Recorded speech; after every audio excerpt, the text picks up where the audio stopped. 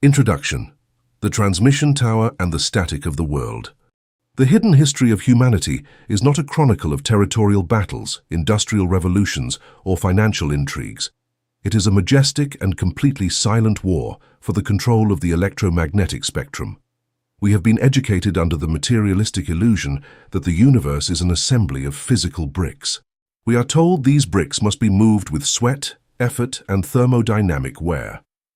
However, the supreme minds that have shaped empires and designed eras, whom we shall call the Vibrational Elite or the architects, have always possessed a cryptographic key that the rest of the species ignores. Reality is not built, reality is transmitted. The three-dimensional world you touch, suffer, and love is nothing more than the final decoding of a radio frequency signal. Under the immense, overwhelming, and chaotic static of this telecommunications network dwells the vast majority of the human species. We shall call this ordinary inhabitant the receiver. Since birth in modern society, the receiver is equipped with a cheap biological antenna and a rusty psychological dial, fixed by default on the public station of the masses.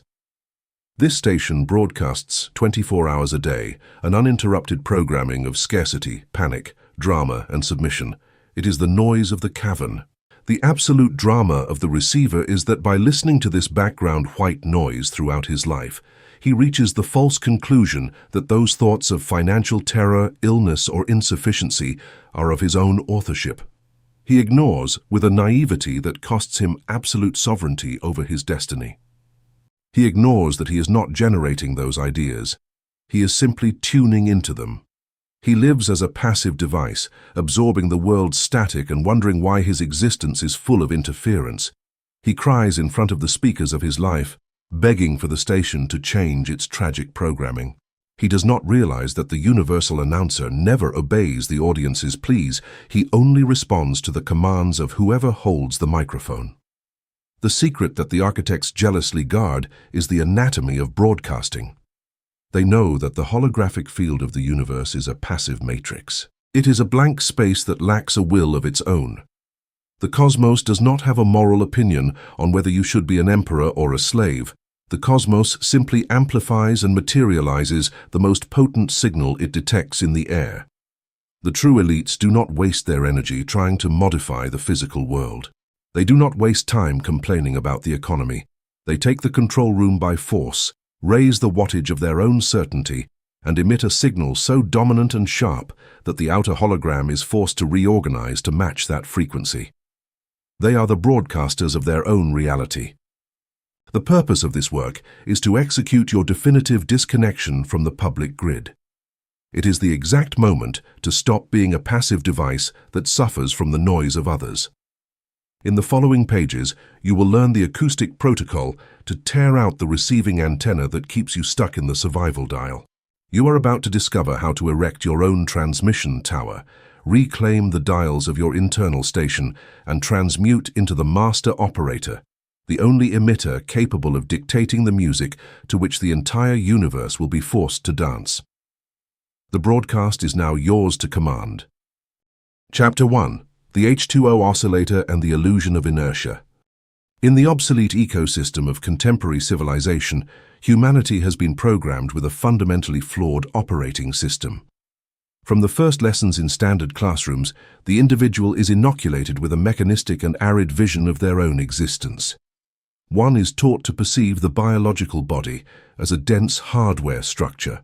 You are taught to see a heavy and unalterable frame, a framework of calcium, tissue, and muscle designed to withstand the friction of time. In this limited narrative, water, the element that constitutes more than 2/3 of your physical architecture, is relegated to a tragically secondary role. You are convinced it is just a lubricant. The individual is convinced that the liquid in their veins, bathing the brain and flooding cells, is a simple maintenance fluid, an inert lubricant whose only function is to prevent the machine from overheating. To this perceptive blindness, this misunderstanding of liquid cybernetics, we shall call it the analog noise. Under the constant hypnosis of this analog noise, the stagnant is born and lives. This human specimen moves through holographic reality, assuming the identity of a solid object. His existence is a perpetual struggle against friction. When the stagnant wishes to alter his destiny, he operates under the laws of the most primitive inertia. He believes he must push matter with his bare hands. If he feels trapped in a suffocating routine, he tries to change cities, jobs, or partners, moving the pieces of his life as if they were concrete blocks. He spends exorbitant amounts of thermodynamic energy trying to modify the dry surface of his reality, ignoring the liquid motor. Observe the acoustic X-ray of his daily agony. The stagnant wakes up every morning and dives into a bath of dissonant frequencies. He consumes catastrophic news, tolerates toxic conversations, and harbors internal dialogues saturated with anxiety and fear. In his analog ignorance, he believes these events are merely external. He believes words are just air vibrations that disappear once the sound ceases. He assumes anguish is just an abstract psychological state. He does not understand, with an innocence that is lethal to his evolution, that his body is not a hermetic container, but an immense recording studio with open microphones 24 hours a day. The tragedy of the stagnant is that he lives in passive reception mode. By not understanding that his internal water is a highly sensitive magnetic tape, he allows the deafening noise of society to record directly into his fluids. Every complaint he emits and every fear he validates acts as an electromagnetic pulse that prints a corrupt track. As years pass, his internal ocean becomes saturated with this static. The liquid that should be a crystalline superconductor of light and purpose becomes a low-fidelity swamp, a scratched record that reproduces the same traumas and limitations in an infinite loop. This is why the stagnant feels that his life does not advance. He experiences the illusion of inertia. He feels his body heavy and his mind slow, blaming genetics or bad luck. The inertia he experiences is not an unbreakable physical law. It is the direct result of trying to navigate life with a hard drive full of malware. He has stored so many frequencies of heaviness in his blood. He is a cassette player stuck on a track of pain, trying to convince himself that if he turns up the volume of the outside music, he will stop hearing the thundering noise of his own contaminated water. As long as the human being treats his fluids as dead matter, he will remain a slave to the accidental recordings of the environment, the source code, the molecular antenna, and high-fidelity recording.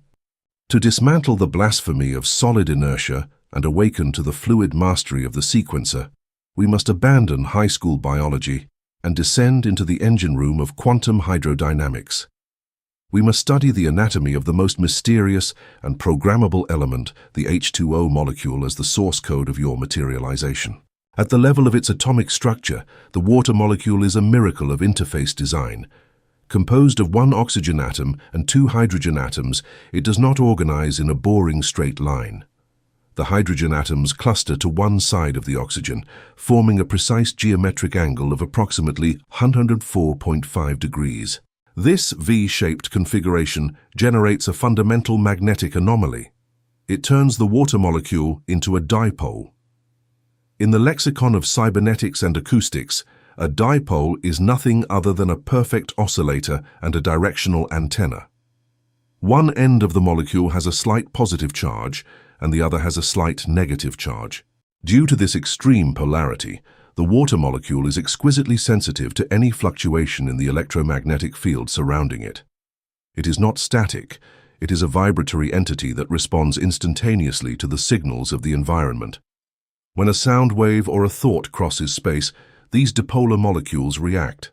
Like millions of tiny compasses subjected to a magnetic field, water molecules rotate and alter their rhythm of oscillation to enter into resonance with the signal. Water does not just feel the vibration, it records it. It restructures itself to adopt the geometry of the frequency that is impacting it. This is the best-kept secret of three-dimensional existence. Water is an ultra-high-fidelity data storage medium. It is the original magnetic tape of the cosmos. In analog audio recording technology, a virgin magnetic tape passes through a recording head that emits electromagnetic impulses to orient iron oxide particles. These impulses reorient the tiny particles suspended on the tape, creating a physical pattern that represents exactly the original sound wave. Your physical body executes this same process millions of times per second, but with infinitely superior technology. The clusters of water molecules act like the particles on the tape. When you experience a high-intensity emotion, say a deep terror caused by a financial threat, your brain emits a specific electromagnetic pulse. This pulse travels through your nervous system and bathes the water of your cells. The coherence domains of the water receive the signal and record the vibrational signature of terror. The information has been stored, the audio track has been recorded in the fluid, and here lies the magic and terror of liquid memory. Water does not judge the quality of the music you send it. It is a completely impartial sound engineer. If you send it the symphony of unconditional love, water will structure its clusters.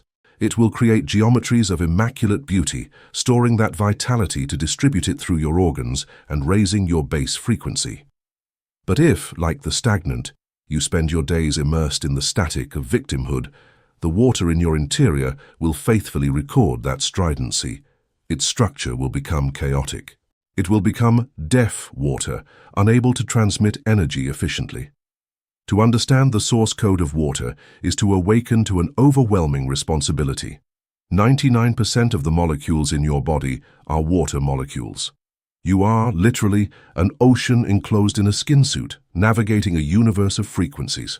Each time you allow a dissonant wave to penetrate your field without filtering it, you're allowing someone else to enter your recording studio and shout over the master magnetic tape of your biology. The illusion of inertia breaks when you understand that heaviness is not the weight of flesh, but of toxic information. You are slow because the music playing in your blood is a low-frequency funeral requiem.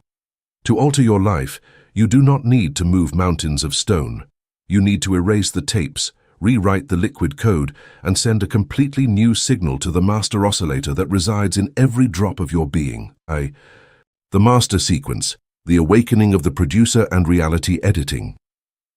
The transmutation from the stagnant to the sequencer marks the turning point where the individual ceases to be the radio playing the world static and assumes the role of executive producer of his own liquid hologram. The sequencer refuses to leave the mixing console unattended. Living is a continuous exercise. It is an exercise of equalization, modulation, and high-fidelity programming. He acquires mastery of the master sequence. The execution of this mastery begins with the immediate eradication of accidental recording. The sequencer imposes a radical audit on all input signals that penetrate his ecosystem. If your body is a magnetic tape in constant recording mode, what is the point of sitting in front of a screen to observe atrocities? The stagnant consumes this junk information, believing he is just passing the time. The sequencer, aware of his hydrodynamics, sees this act as a vibrational suicide. He knows that the panic frequencies of social networks and the narratives of scarcity enter his optical channels and restructure the water of his cells. Therefore, the first mandate is acoustic quarantine. The sequencer shields his studio. He develops a surgical intolerance toward analog noise. He cuts without mercy the relationships that only emit static. He turns off the information sources that try to program his water with frequencies of terror. The sequencer endures the withdrawal syndrome of drama because he knows that external silence is the indispensable acoustic requirement to hear his own virgin tape. Once the studio has been soundproofed, the true alchemy of liquid programming begins. The sequencer ceases to be a receiver and becomes the main oscillator. He understands that water not only records, water also transmits. When your water is coded, it acts as an emitter that radiates that signal toward the field. Your physical reality, the people you attract, and the synchronicities you experience are not random events. They are the acoustic rebound, the echo of the audio track your internal water is playing. If you wish to alter the destiny that materializes, you must rewrite the base recording with the intention head. The sequencer sits before the console of his consciousness.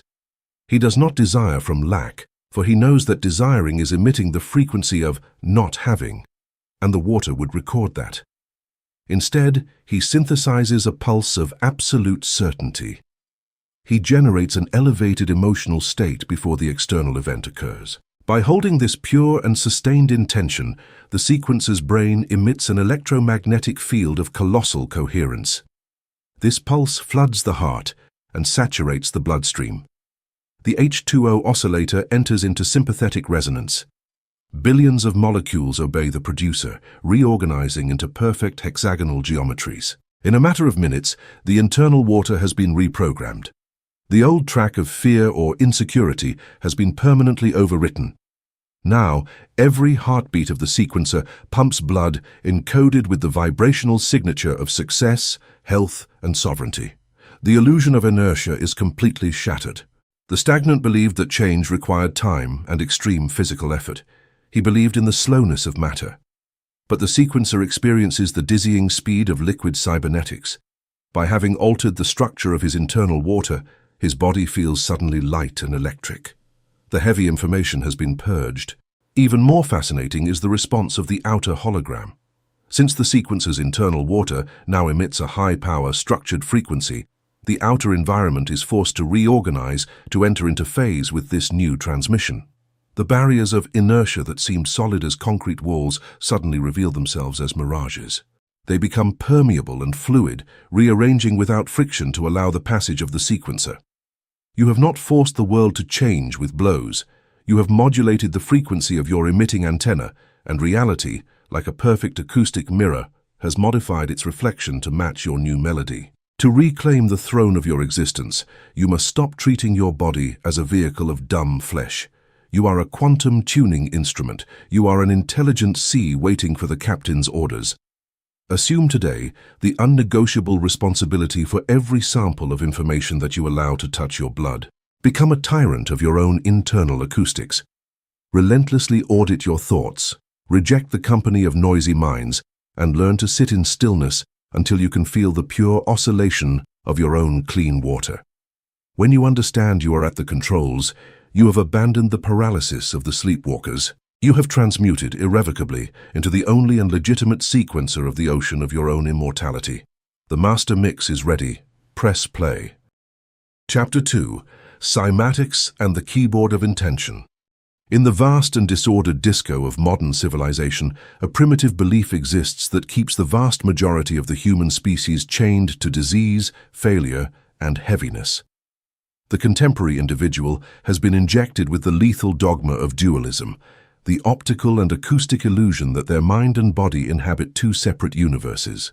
This fallacy, which disconnects the creator from their own work, we shall call the mirage of soundproofing, the most toxic level of analog noise. Under this hypnotic spell wanders the stagnant. This specimen processes their existence under a premise as naive as it is destructive. They firmly believe that their skull is a hermetic, soundproofed room.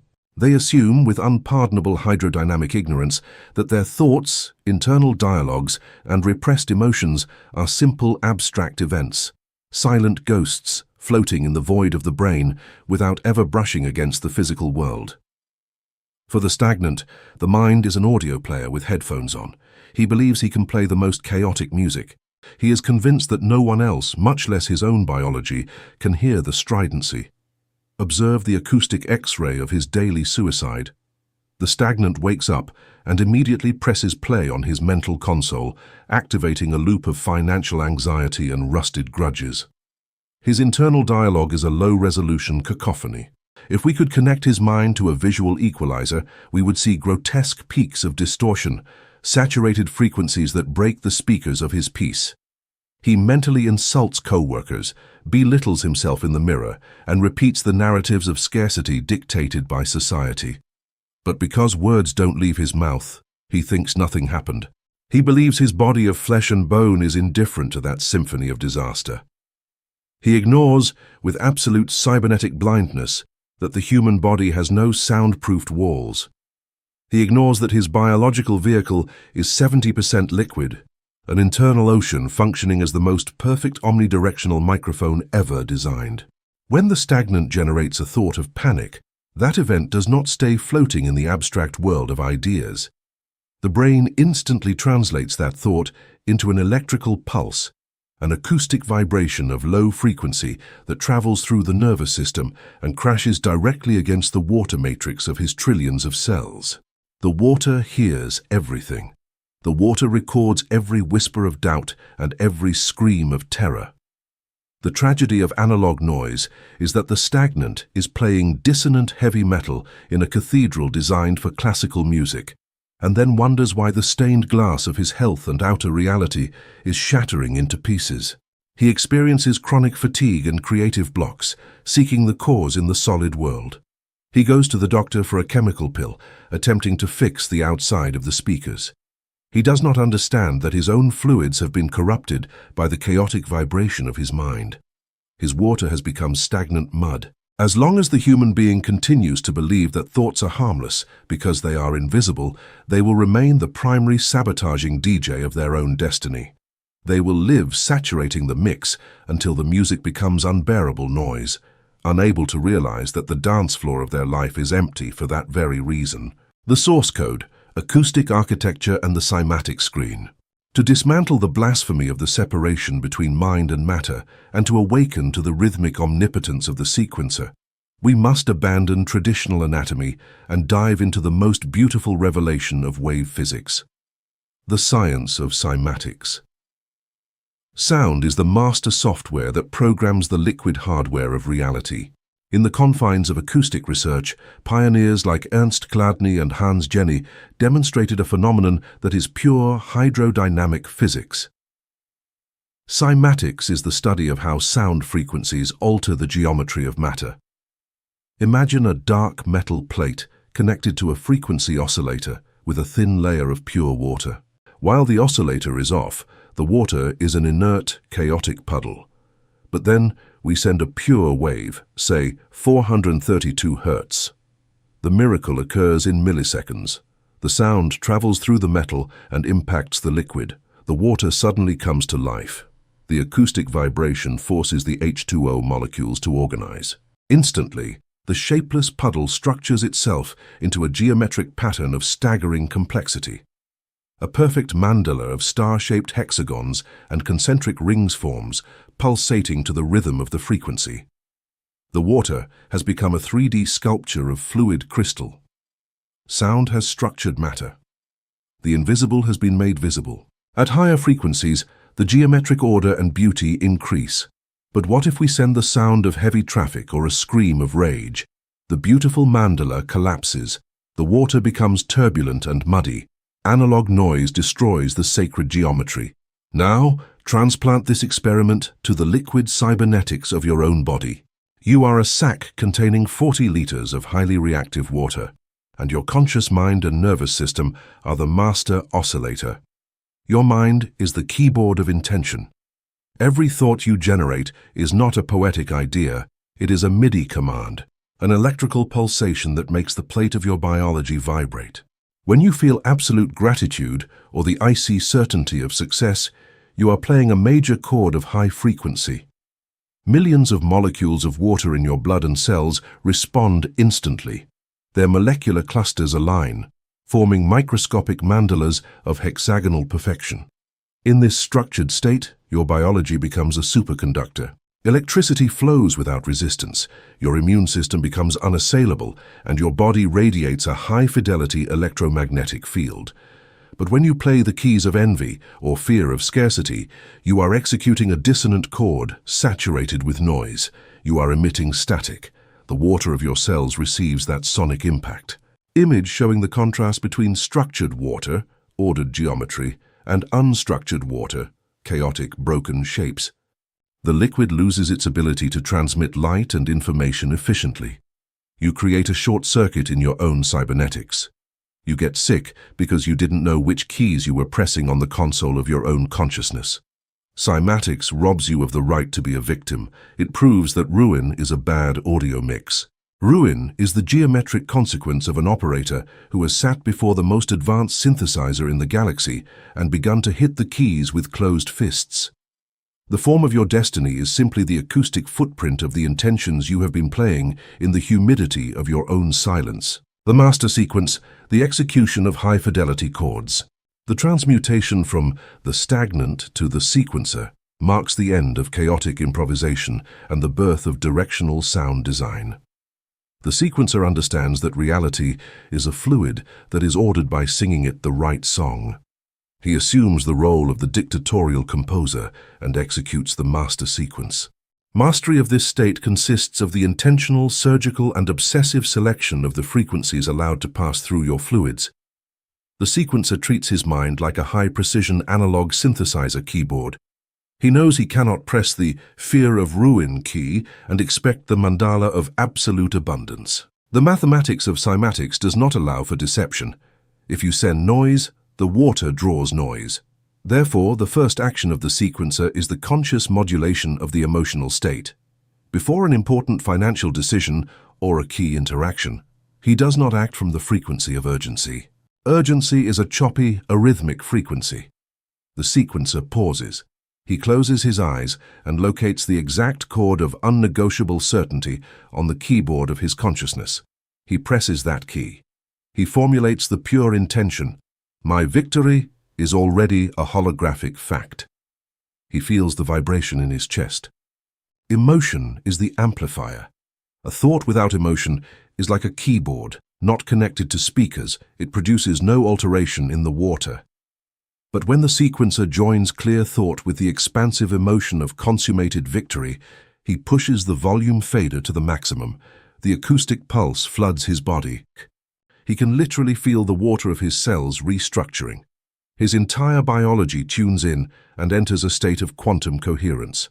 Hexagonal mandalas form in his bloodstream, turning him into a high-fidelity biological lighthouse. Here occurs the operational magic of liquid cybernetics that the stagnant calls luck. The water in your body is not isolated from the rest of the planet or the quantum field. The resonance travels.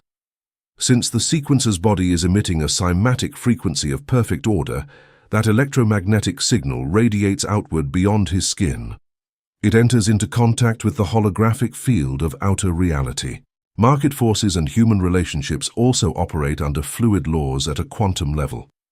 Receiving the high-fidelity transmission, the chaotic 3D environment feels the gravitational influence of that organizing sound. People vibrating in doubt move away, unable to withstand the intensity of the pure signal. Allies tuned into expansion feel the harmonic resonance and are drawn toward the sequencer like iron filings to a magnet. Solid obstacles lose their cohesion and move out of the way, adapting their shape to the new mandala that the sequencer's mind is projecting. You touch the chord that turned the wall into vapor. To forge this power, you must sign the pact of total acoustic responsibility today. Stop treating your thoughts as harmless events. Your biology is listening to every damn syllable you utter in the silence of your bedroom. Every "I am not capable" is a pulse of vibrational acid destroying your own geometry. Become a dictator of your internal playlists. When analog noise from the environment tries to infiltrate, a toxic comment or terrifying news, you must have the reflexes of an elite sound engineer. Reach for the mental equalizer knob and cut the bass frequencies of fear. Put that track on mute. Breathe, reset the oscillator, and execute a major chord of unconditional power. Hold the note. Let the vibration of pure gratitude reorganize your coherence domains. When you understand your mind is the conductor of the orchestra dictating to matter, you will stop suffering. You have become the unnegotiable melody of the universe. Chapter 3. Quantum Sampling and Cellular Memory. In the vast and often desolate labyrinth of the neon cavern, humanity has forged one of the most sophisticated and cruel psychological prisons in its history. The cult of the immovable past. The ordinary individual is indoctrinated from their first years of socialization in the tyranny of biography and genetics. One is convinced that their personal history, the traumas suffered, the humiliations endured, the financial bankruptcies of their lineage, and the illnesses of their ancestors constitutes a block of cement that irrevocably defines the limits of their future. You are taught to look back to understand who you are. This occurs assuming with a paralyzing fatality that linear time has left permanent scars on your structure. To this fallacy, to this absolute surrender before the weight of history, we shall call it the analog noise of the ghost loop. Under this leaden and oppressive sky walks the stagnant. His existence is a tragedy. The stagnant is often not a lazy person. In fact, they may be someone who invests massive amounts of energy trying to change their life. They read, attend superficial therapies, repeat mechanical affirmations in front of the mirror, and change commercial strategies. However, they always crash against the same wall. Their romantic relationships always fail due to the same pattern of betrayal or abandonment. Their ventures always collapse at the same point of expansion. Their health relapses into the same chronic ailments. The stagnant stops, exhausted and on the brink of despair, cursing their bad luck or their karma. They feel an anchor tied to their spinal cord. In the jargon of music production, the stagnant is trying to record a new and brilliant vocal melody over an analog audio tape, but ignores a catastrophic detail. They have not erased the previous track. They are singing their desire for success at the top of their lungs. But in the background of the mix, beating with a deep, deafening and distorted bass, the recording of their past ruin continues to play. The microphone of their external reality captures both signals and mixes them. Since the old track has an infinitely greater amplitude, the new melody is drowned by trauma. The stagnant's illusion lies in their ignorance of where the past truly lives. They believe their painful memories are abstract entities filed only in the neural networks of their brain, like photographs kept in a drawer. They think that if they simply don't think about it, the past will cease to affect them. They ignore, with a cybernetic blindness that costs them their own freedom, that the brain is only the control console, but the storage hard drive of their biological vehicle is their internal water. They ignore that their physical body is a liquid reservoir containing the complete acoustic archive of every defeat. Their intracellular and extracellular liquid is saturated with corrupt files that are playing on autoplay 24 hours a day. As long as the human being continues to believe they are a prisoner of their history, they will remain a hostage to their own stagnant fluid. They will live as a broken speaker. They will live reproducing the cries of their childhood or the laments of their ancestors, unable to emit the silence necessary for a new melody to be heard. Fate, in this analog state, is nothing more than the relentless repetition of an echo that the individual refuses to turn off. It is a loop of shadows. The source code, liquid sampling, and the geometry of memory. To dismantle the tyranny of the past and awaken to the rhythmic sovereignty of the sequencer, we must abandon narrative psychology and dive into the cold, fascinating, and miraculous hydrodynamics of cellular memory. We must understand how the universe records its events in matter through quantum sampling. In the production of electronic music and hip-hop, one of the fundamental techniques is sampling. The producer takes an old song, extracts a fragment of 2 or 3 seconds, a drum beat, a piano chord, or a scream, and isolates it. Then they load that sample into their sequencer to repeat it in a loop. That small fragment of the past becomes the rhythmic base upon which the entire new song will be built. Your biological water operates exactly like an ultra-high-definition sampler. The source code of water reveals a structural anomaly that defies classical physics. The hydrogen bridges. Water molecules, H2O, are connected to each other through very fragile and fast electromagnetic bonds called hydrogen bridges. These bridges assemble and disassemble trillions of times per second, creating three-dimensional networks, clusters, or temporary molecular groupings that store data. When you experience an event of high emotional intensity, quantum sampling occurs. Suppose you suffer a devastating betrayal that leads to financial ruin. In that instant, your brain, acting as the main microphone, emits an electromagnetic shockwave saturated with panic, humiliation, and pain. This wave travels through your bloodstream at a dizzying speed and impacts the networks of hydrogen bridges of your cellular water. The vibration is so intense that it forces the water clusters to adopt a specific geometry to accommodate that frequency. The water freezes that vibrational signature. It has taken a sample. It has captured the exact acoustic signature of the terror of poverty and betrayal. Once the external event ends, the partner leaves, the bank papers are signed, the material situation disappears in time. But in the cybernetics of your fluids, the event has just begun. The water of your cells has stored that geometric sample and, being a conductive and intelligent liquid, begins to reproduce it in the background. Your nervous system reads the geometry of that water and keeps your body in a state of low-level alert. Your blood pumps the frequency of betrayal. Cells divide and die, But before dying, they transmit this acoustic template to the new generation of cells, ensuring that the new water entering your body adopts the same geometry of the trauma.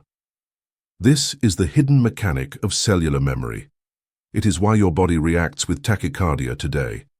Your body reacts to a business opportunity with sweating despite your conscious mind desiring success. Your brain says, "We're going to win," but your water fires the sample of the previous ruin and screams, "Lethal danger." Your body is reacting to an echo from 10 years ago as if it were now. The abyss of quantum sampling goes even deeper. Epigenetics and hydrodynamics suggest that you do not only store your own samples, you inherit the audio libraries of your ancestors. The water that formed the first cell in your mother's womb already contained the structures of the fears of your lineage. The stagnant lives reproducing loops of people who no longer exist, carrying the vibrational mourning of great-great-grandparents they never met. While your memory buffer is full of these corrupt tracks, no positive affirmation and no new relationship can truly prosper in your material world. If you try to sow a high-frequency seed in an acoustic swamp that vibrates in the frequency of decomposition, the seed will rot before germinating. Water is the absolute sovereign of the biological hologram.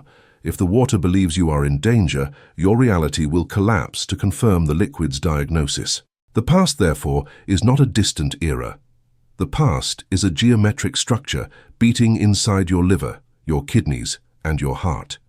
It is an audio file that must be purged. It is a recording that demands to be overwritten by the force of your present will. The master sequence. Clear the buffer and overwrite the track. The transmutation from the stagnant to the sequencer marks the moment of greatest creative violence and acoustic liberation in the human experience. It is the instant in which the individual understands they have no obligation to play the cassette that was handed to them. It is an act of war.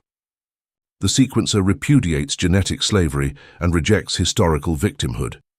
For him, a trauma is not a permanent tattoo on the soul. It is simply a temporary file stored on a rewritable medium. He assumes the supreme power of the master sequence, the art of clearing the buffer and overwriting the track. The execution of this erasure requires a surgical precision that terrifies the inertial ego. The stagnant tries to overcome his past by running away from it, filling his life with noise not to hear the loop of pain, or going to therapy to talk infinitely about the trauma, which ironically reinforces it. The sequencer approaches the problem as a relentless sound engineer. He knows that the only way to erase a recording on magnetic tape is not by wishing it away, but by turning on the recording head and emitting a stronger, coherent, and dominant signal that magnetically overwrites the previous data. The first step of the master sequence is the identification of the loop, soloing the track. The sequencer withdraws to the chamber of silence of his own consciousness. He closes sensory inputs and directs attention toward his fluids. He presses the solo button, isolating the frequency blocking him. He allows the fear of rejection or poverty to rise to the surface. He feels the tightness in his chest or the knot in his stomach. But unlike the stagnant, who would identify with that emotion and panic, the sequencer observes it with icy distance. He treats it as a simple acoustic object. He says to the emotion, "I hear you. I know you are an old recording. You are a sample of trapped light. But you are not my present." By not reacting with fear to the fear, the sequencer cuts the feedback. The track keeps playing, but it no longer has the power to paralyze him. The second step is structural formatting. To erase the water clusters containing the memory of trauma, the sequencer must introduce a thermodynamic and vibrational shock into his system. Fasting, extreme temperature changes, and high-intensity breathing become the tools of the reality producer. By subjecting the body to an acute but controlled and conscious stress, the sequencer forces the hydrogen bridges to break. The old water, heavy and structured by the pain of decades, loosens. It disconnects. The body helps purge this liquid through intense perspiration and chemical tears. You are literally emptying the buffer of your biological computer. The third and definitive step is high-fidelity overwriting. In the millisecond in which the buffer has been loosened, the water becomes extremely malleable and receptive. It is a virgin tape. The sequencer then executes the replacement. He does not emit a lukewarm affirmation. He emits an electromagnetic roar. If the old sample was the terror of poverty, the sequencer tunes the oscillation of psychopathic abundance, a certainty of wealth so crushing that it admits no hesitation. He feels the final victory in his very marrow. He elevates the amplitude of this superior emotion until his heart beats with a force that makes his bones vibrate. This pulse of massive coherence travels through the nervous system and impacts the matrix of fresh water. The H2O oscillator, receiving this signal, instantly reorders into hexagonal geometries. The old track has been overwritten. The trauma file has been annihilated. Upon rising from this extreme meditation, the sequencer is literally a different person. His blood pumps a different melody. His cellular memory no longer holds the memory of the victim. Now it holds the memory of the monarch, of the water in his interior has become a superconducting liquid radiating a devastating field of magnetic attraction. From this instant, the illusion of inertia disappears completely. Since the internal water is no longer busy reproducing past battles, all vital energy is available for immediate creation. The sequencer walks toward his business and resistance disappears. People who previously rejected him now feel inexplicably attracted by his acoustic clarity. Barriers dissolve because the external hologram reacts immediately to the cleaning of his magnetic tape. He has executed an override on his OS. To master this level of liquid cybernetics, you must commit an act of cruelty against your own nostalgia. You have to stop treasuring your wounds as if they were medals of honor. Past suffering does not make you special, it only makes you heavy. You must be willing to lose that identity. Audit today the loops that repeat in your life. When you find yourself caught in an automatic reaction of anger or fear, stop cold. That is not you thinking.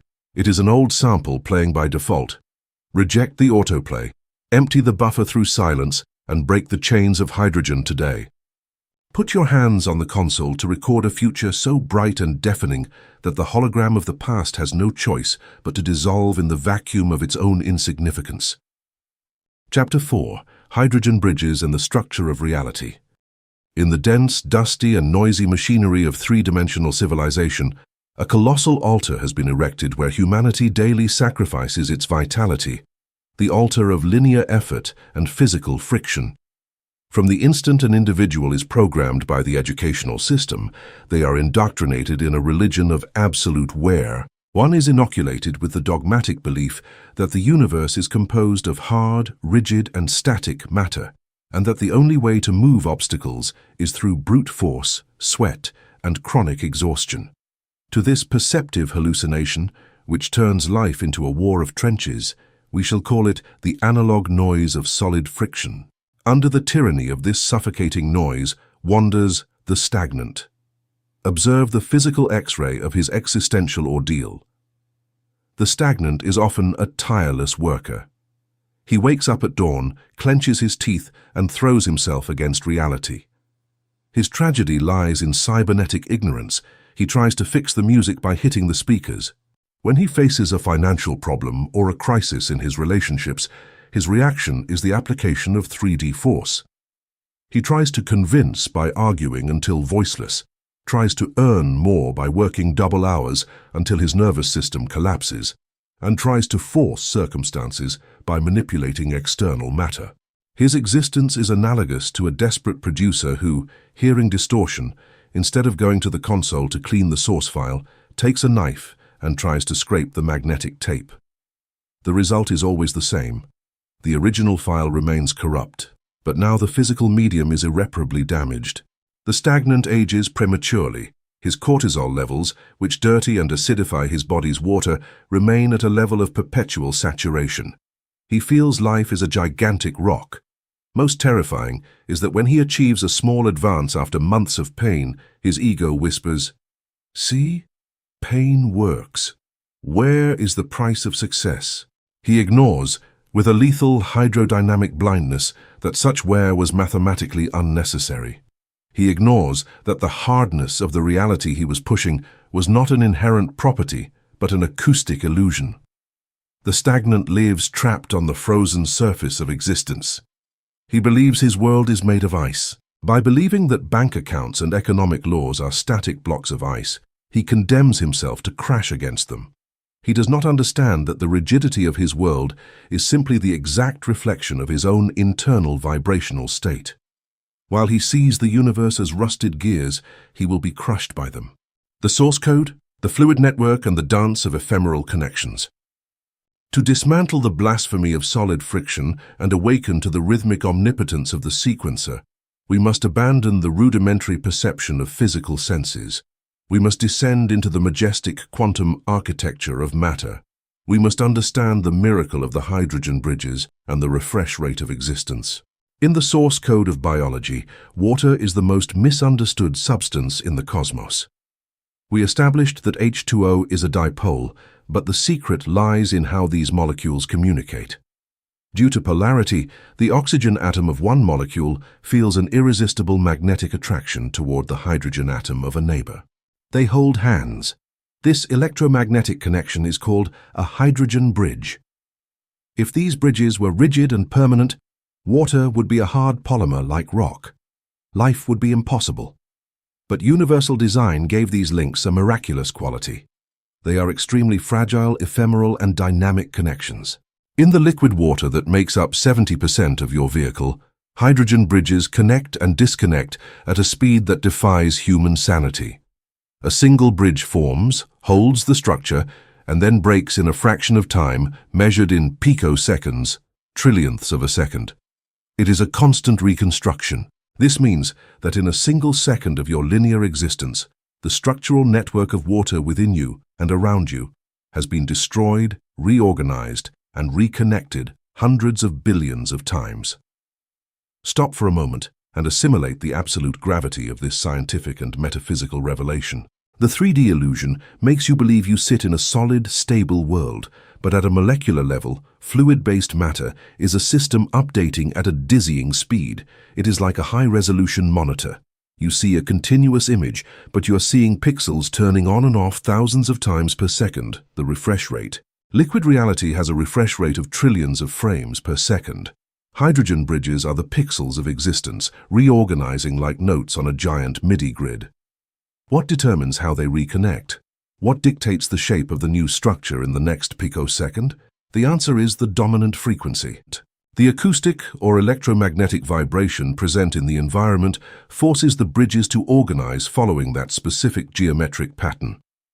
Here lies the key to demolishing analog noise. The stagnant suffers because he assumes a problem is a permanent structure. He sees scarcity as unalterable granite. But liquid cybernetics reveals that block is not solid.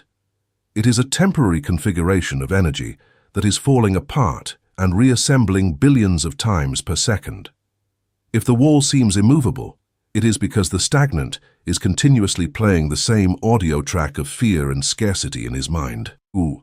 Since his water and the field hear the same frequency, the bridges have no choice but to reconnect in the same geometry of the problem. He is an architect who tears down his prison trillions of times per second, but instantly hands the quantum workers the same plans of terror to rebuild it perfectly. Understanding the flexibility of hydrogen bridges is inheriting the keys to the master code. It proves that nothing in your life is truly stuck. Every microsecond is an open window, a software opportunity where the network is malleable and waiting for a new acoustic instruction to reassemble itself. The master sequence, harmonic modulation, and the transmutation of the environment. The transmutation from the stagnant to the sequencer marks the end of manual labor and friction war. The sequencer assimilates with breathtaking tranquility that hitting the hologram is an act of vibrational vulgarity. Power is not moving objects, but modulating the frequencies that command them. The sequencer operates under an unnegotiable premise: the universe is a sympathetic fluid. Since his internal water and the fluid network of external events are interconnected, he knows that to alter the outside, he must not leave his studio to fight in the street. All work is done at the internal console. Execution begins when facing an obstacle that seems impossible to the ordinary world. Imagine a legal wall, an industry collapse, or aggressive resistance. The animal ego screams for action: fight, attack, push. But the sequencer deactivates the analog engines immediately. He applies magnetic brakes. He stops. He closes the door of his internal studio and isolates the signal. He observes the 3D wall and smiles, for he knows he is not seeing bricks, but a temporary projection of hydrogen bridges vibrating in conflict. He initiates harmonic modulation. He audits his own vibration on his mental keyboard. If he feels anxiety, he knows his water is structuring in resonance with the wall, solidifying the problem. He executes an EQ sweep, identifies the panic frequency, and mutes it. Then, he selects a new track from his high-fidelity library, the frequency of absolute fluidity and frictionless victory. He assumes the acoustic state he would have if the problem were already solved. He begins to pump this new frequency of high density and extreme purity through his bloodstream. And then, the unfathomable magic of hydrogen bridges kicks in. As the signal floods his biology, the trillion links restructure. His internal ocean calibrates in a pattern of constant flow. Here operates the supreme principle: sympathetic harmonic oscillation. When a tuning fork vibrates with crushing purity, it forces nearby forks to vibrate in the same note. The sequencer, a cymatic lighthouse, radiates this new network outward. Electromagnetic waves leave his skin and contact the hologram of the problem. Since external reality refreshes billions of times per second, the wall experiences irresistible constructive interference. The problem's frequency was heavy. The sequencer's frequency is dominant and pure. In wave physics, the signal of greater coherence always forces the chaotic signal to reorganize. The sequencer holds the note without doubt. He does not push. He does not sweat. Against this silent acoustic pressure, the bridges of the external hologram can no longer maintain the wall configuration. Next time they break in their picosecond dance, they receive the architectural plans of fluidity instead of terror. Suddenly, in the physical world, what seems a miracle occurs. The obstacle collapses. The hostile lawyer mysteriously changes his mind. The market blockage vanishes because an opening appears. The solid wall, destructured at a molecular level, became liquid and flowed meekly around the sequencer's feet. This is the difference between analog effort and quantum programming. The stagnant tries to push the whole ocean with his palms. The sequencer navigates effortlessly by altering his own internal drop. To inhabit this mastery, you must eradicate physical resistance from your vocabulary. Next time life pushes back, forbid yourself from panicking or using brute force. Do not exhaust yourself hitting the ice. Stop the 3D machine. Enter your central console. The ice is only ice because you let cold into the mix. Reclaim your power over the grid. Increase the vibrational temperature of your own certainty. Produce a frequency so pure that your blood becomes liquid fire. When you hold this modulation, you will watch problems lose their links and melt before your presence into the water that will water your empire. Chapter 5. States of Coherence and the Synthesis of Fate. In the vast and deafening ecosystem of the Neon Cavern, humanity has normalized a biological and psychological state that, in terms of sound engineering, would be classified as an acoustic emergency, distortion through continuous saturation. The contemporary individual is indoctrinated into the cult of dispersion and urgency. One is taught that a busy mind, frantically jumping from one stimulus to another, from one drama to a crisis, and from one screen to a future terror, is the standard of a productive life. To this rhythmic pathology, which destroys any possibility of clear transmission, we shall call it the analog noise of turbulence. Under this regime of perpetual agitation lives the stagnant. Observe the anatomy of his internal console. The stagnant operates his mental recording studio with all channels open simultaneously and with gain levels pushed to the maximum. His mind reproduces at the same time the audio track of his debts. He plays the loop of family resentment, the strident alarm of global news, and the constant hum of his own insufficiency. In the jargon of music production, his channels are clipping. The signal is so strong and so chaotic that it breaks the limit of the equipment, producing a saturated, raspy, and unintelligible noise. But let us remember the fundamental principle. The mind is not an isolated entity. All this acoustic stridency impacts directly upon the surface of the water that makes up 70% of his physical vehicle. When you subject a body of water to dozens of contradictory frequencies, the result is a choppy sea. The waves collide with each other, generating sharp crests and deep valleys in total disorder. The liquid enters a state of chronic turbulence. The tragedy of the stagnant is that a choppy sea is a broken mirror. If you try to project a laser or an image onto the surface of agitated water, the light is lost. The light diffracts, splinters, and scatters in 1,000 useless directions. The signal is completely lost. When the stagnant, exhausted by his own turbulence, attempts to formulate a desire for success or peace, he sends that intention, that light, to his internal ocean. But his intention crashes against the waves. Because his water is vibrating at the frequency of chaos, the intention crashes against the waves of anxiety and shatters. The original command never manages to leave his body intact. It fragments.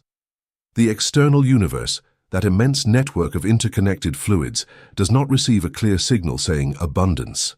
It receives 1,000 distorted fragments that say, I want, but I'm afraid. I don't deserve it. It's urgent. They're going to betray me. Before this cacophony, the 3D hologram responds with the same geometric confusion, delivering to the stagnant a life full of aborted starts and half-opportunities. As long as the human being continues to believe that they can manifest a crystalline destiny from a biology that vibrates at the frequency of the storm, they will keep crashing against the wall of latency.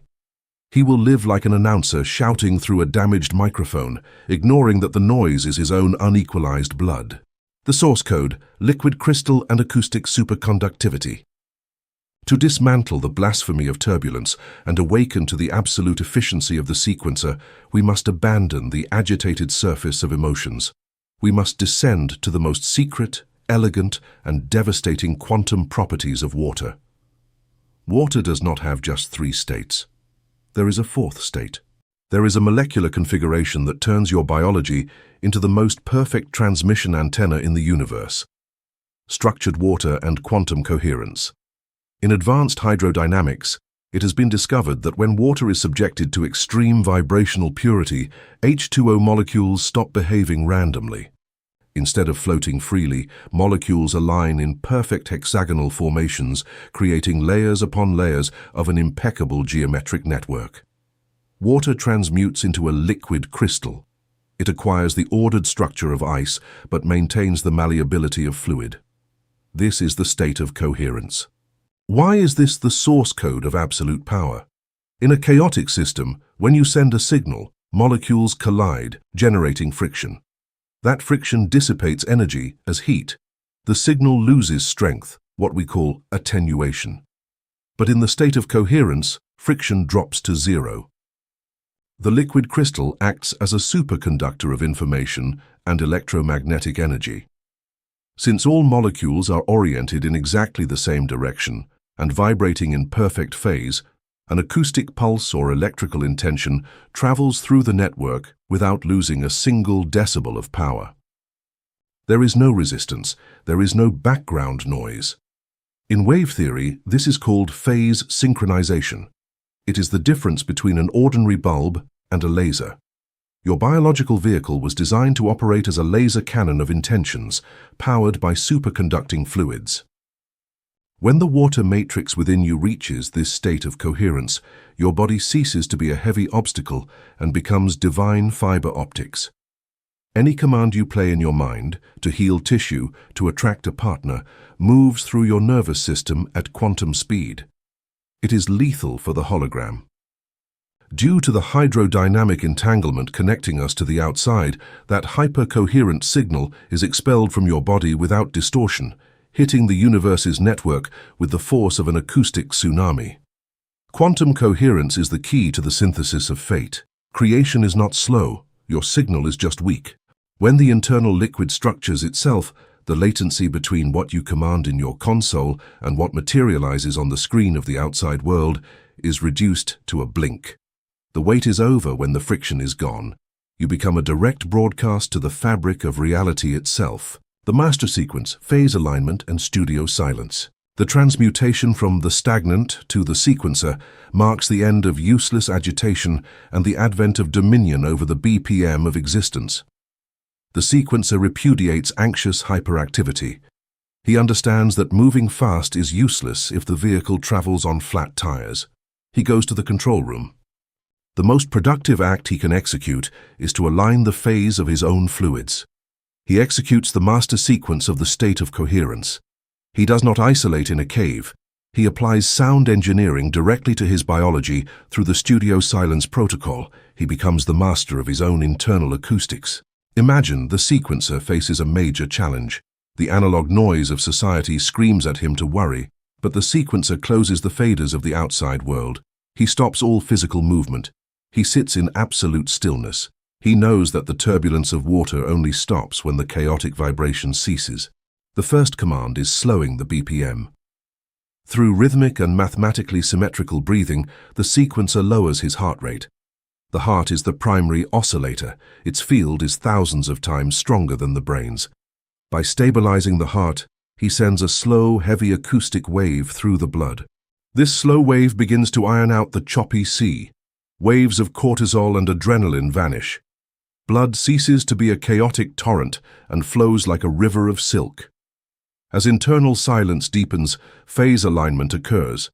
The sequencer withdraws attention from secondary problems and fears. He concentrates the totality of his bandwidth on a single point, a single pure feeling, absolute gratitude, or the unmovable certainty of his sovereignty. By holding this one note without allowing any other thought to introduce static, the water of his cells responds to the purity of the tone. H2O molecules stop colliding. They begin to rotate on their own axis, orienting their poles in perfect alignment.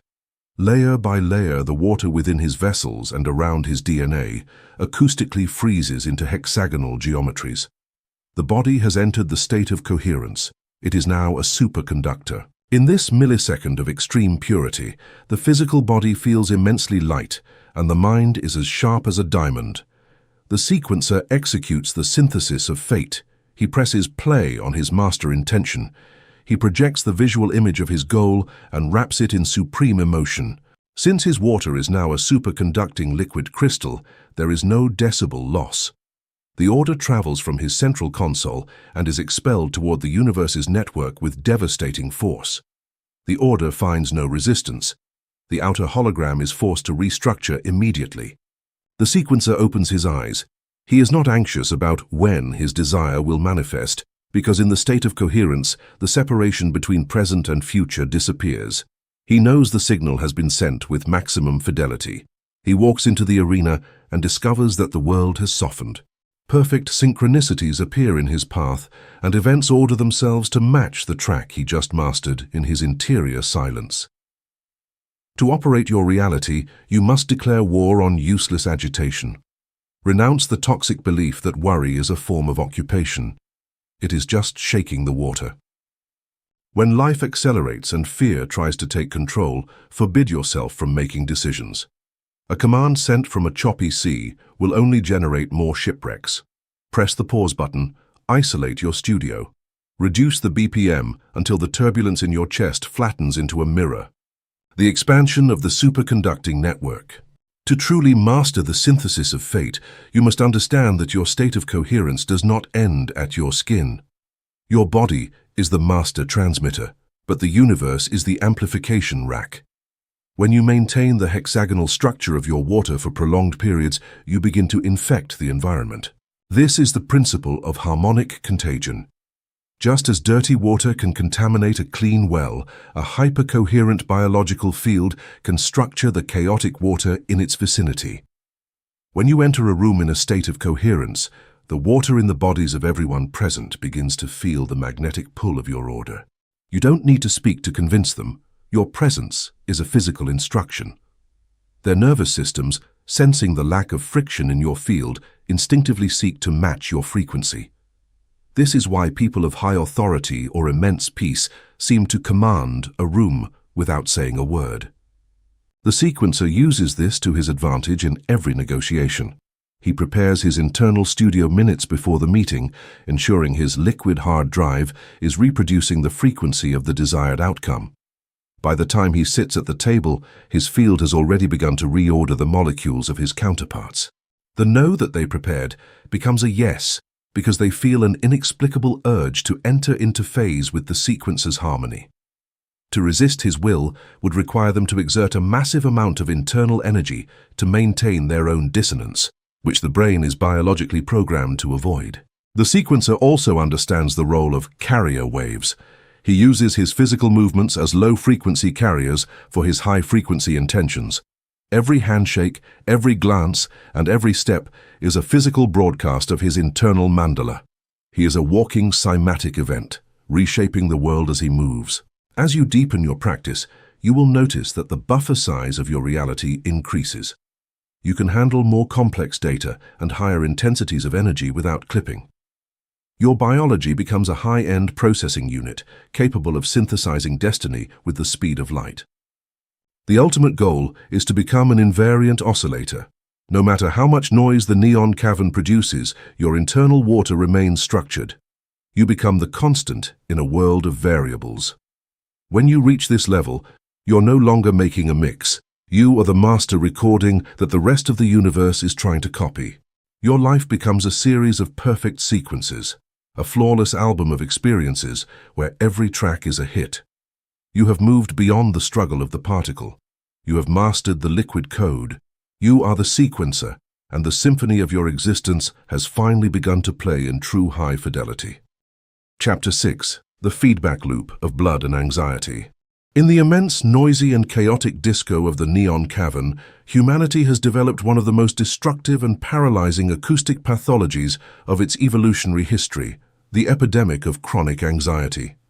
The modern individual has been programmed to live with a state of perpetual alarm, convinced that stress is the engine of productivity. He is convinced that fear of the future is a valid survival tool. To this rhythmic disease, which hijacks the biological operating system and drags it toward a deafening collapse, we shall call it the analog noise of the feedback loop, or simply the feedback loop. Under the tyranny of this paralyzing noise lives the stagnant. Observe the acoustic X-ray of his internal tragedy when he faces the pressure of the 3D hologram. The stagnant is sitting in his office or in the solitude of his room when suddenly a dark thought crosses his mental console. The fear of financial bankruptcy, the suspicion of a betrayal, or the terror of an illness. It is just an idea, an initial electrical pulse, a grave and dissonant note that has just been played on his internal keyboard. If the stagnant were a competent sound engineer, he would recognize that this note is an error in the mix. He would mute the track and move on. But his hydrodynamic ignorance condemns him. Upon feeling that first pulse of fear, the stagnant pays it absolute attention. He raises the volume, fader, of that thought. He begins to analyze it, to dissect it, and to imagine the worst possible scenarios. In the physics of sound, when a musician brings an open microphone too close to the speaker, feedback occurs. A violent phenomenon called acoustic feedback or feedback loop happens. The microphone picks up a small ambient noise, sends it to the amplifier. The speaker reproduces it louder. The microphone picks up that same noise again, now amplified, and sends it back to the system. In fractions of a second, the sound multiplies. It becomes a sharp, unbearable, and destructive screech that can burst the audience's eardrums and melt electronic equipment. The anxiety attack, the panic, and the chronic stress of the stagnant are not abstract psychological demons. They are a literal acoustic feedback within his liquid cybernetics. When he holds the thought of terror, his brain, the microphone, sends the signal to his body. His body, the speaker, reacts by secreting emergency chemistry. The heart accelerates, breathing becomes shallow, and the chest tightens. The stagnant, feeling these unpleasant physical sensations, becomes even more frightened. His brain captures the palpitations and suffocation, interprets that the danger is real and imminent, and sends more signals of terror to the body. The speaker screams louder, the microphone captures more panic. The system enters a closed and perfect feedback loop. In minutes, the individual is panicking. He feels he is going to die, that his biological hardware is about to collapse. He trembles, breaks out in a cold sweat, and paralyzes. The supreme tragedy of the stagnant is that, in the middle of this deafening feedback, he tries to stop the noise using more noise. He tries to think his way out of anxiety. He tries to fight the panic by arguing with himself, "I must not be afraid. Control yourself." He ignores that arguing with fear is simply screaming into the microphone that is already feeding back with the speaker. Any signal you introduce into a system in feedback only feeds the screech and makes it worse. As long as the human being believes that anxiety is resolved on the intellectual plane, he will continue to be devoured by the destructive resonance of his own biology. He will live as a terrified operator, covering his ears before the monitors, unable to understand that the only way to stop it is to cut the cable. The source code, the master bus, and the liquid wiring of the blood. To dismantle the blasphemy of uncontrollable panic and awaken to the surgical serenity of the sequencer, we must abandon superficial psychology and descend into the majestic engineering of transport in our biological vehicle. We must understand exactly how information travels from the mental console. We must understand how it reaches the last corner of the physical hologram. We must study the most vital and programmable fluid of your existence, human blood, operating as the master bus of your acoustic system. In a music production studio, a DAW, you can have hundreds of individual tracks recorded. You have the drums, the bass, the guitars, and the voices. But for you to hear the complete song through your speakers, all those individual tracks must be sent to a single central channel that sums, mixes, and distributes them. This supreme channel is called the master bus. It affects every note.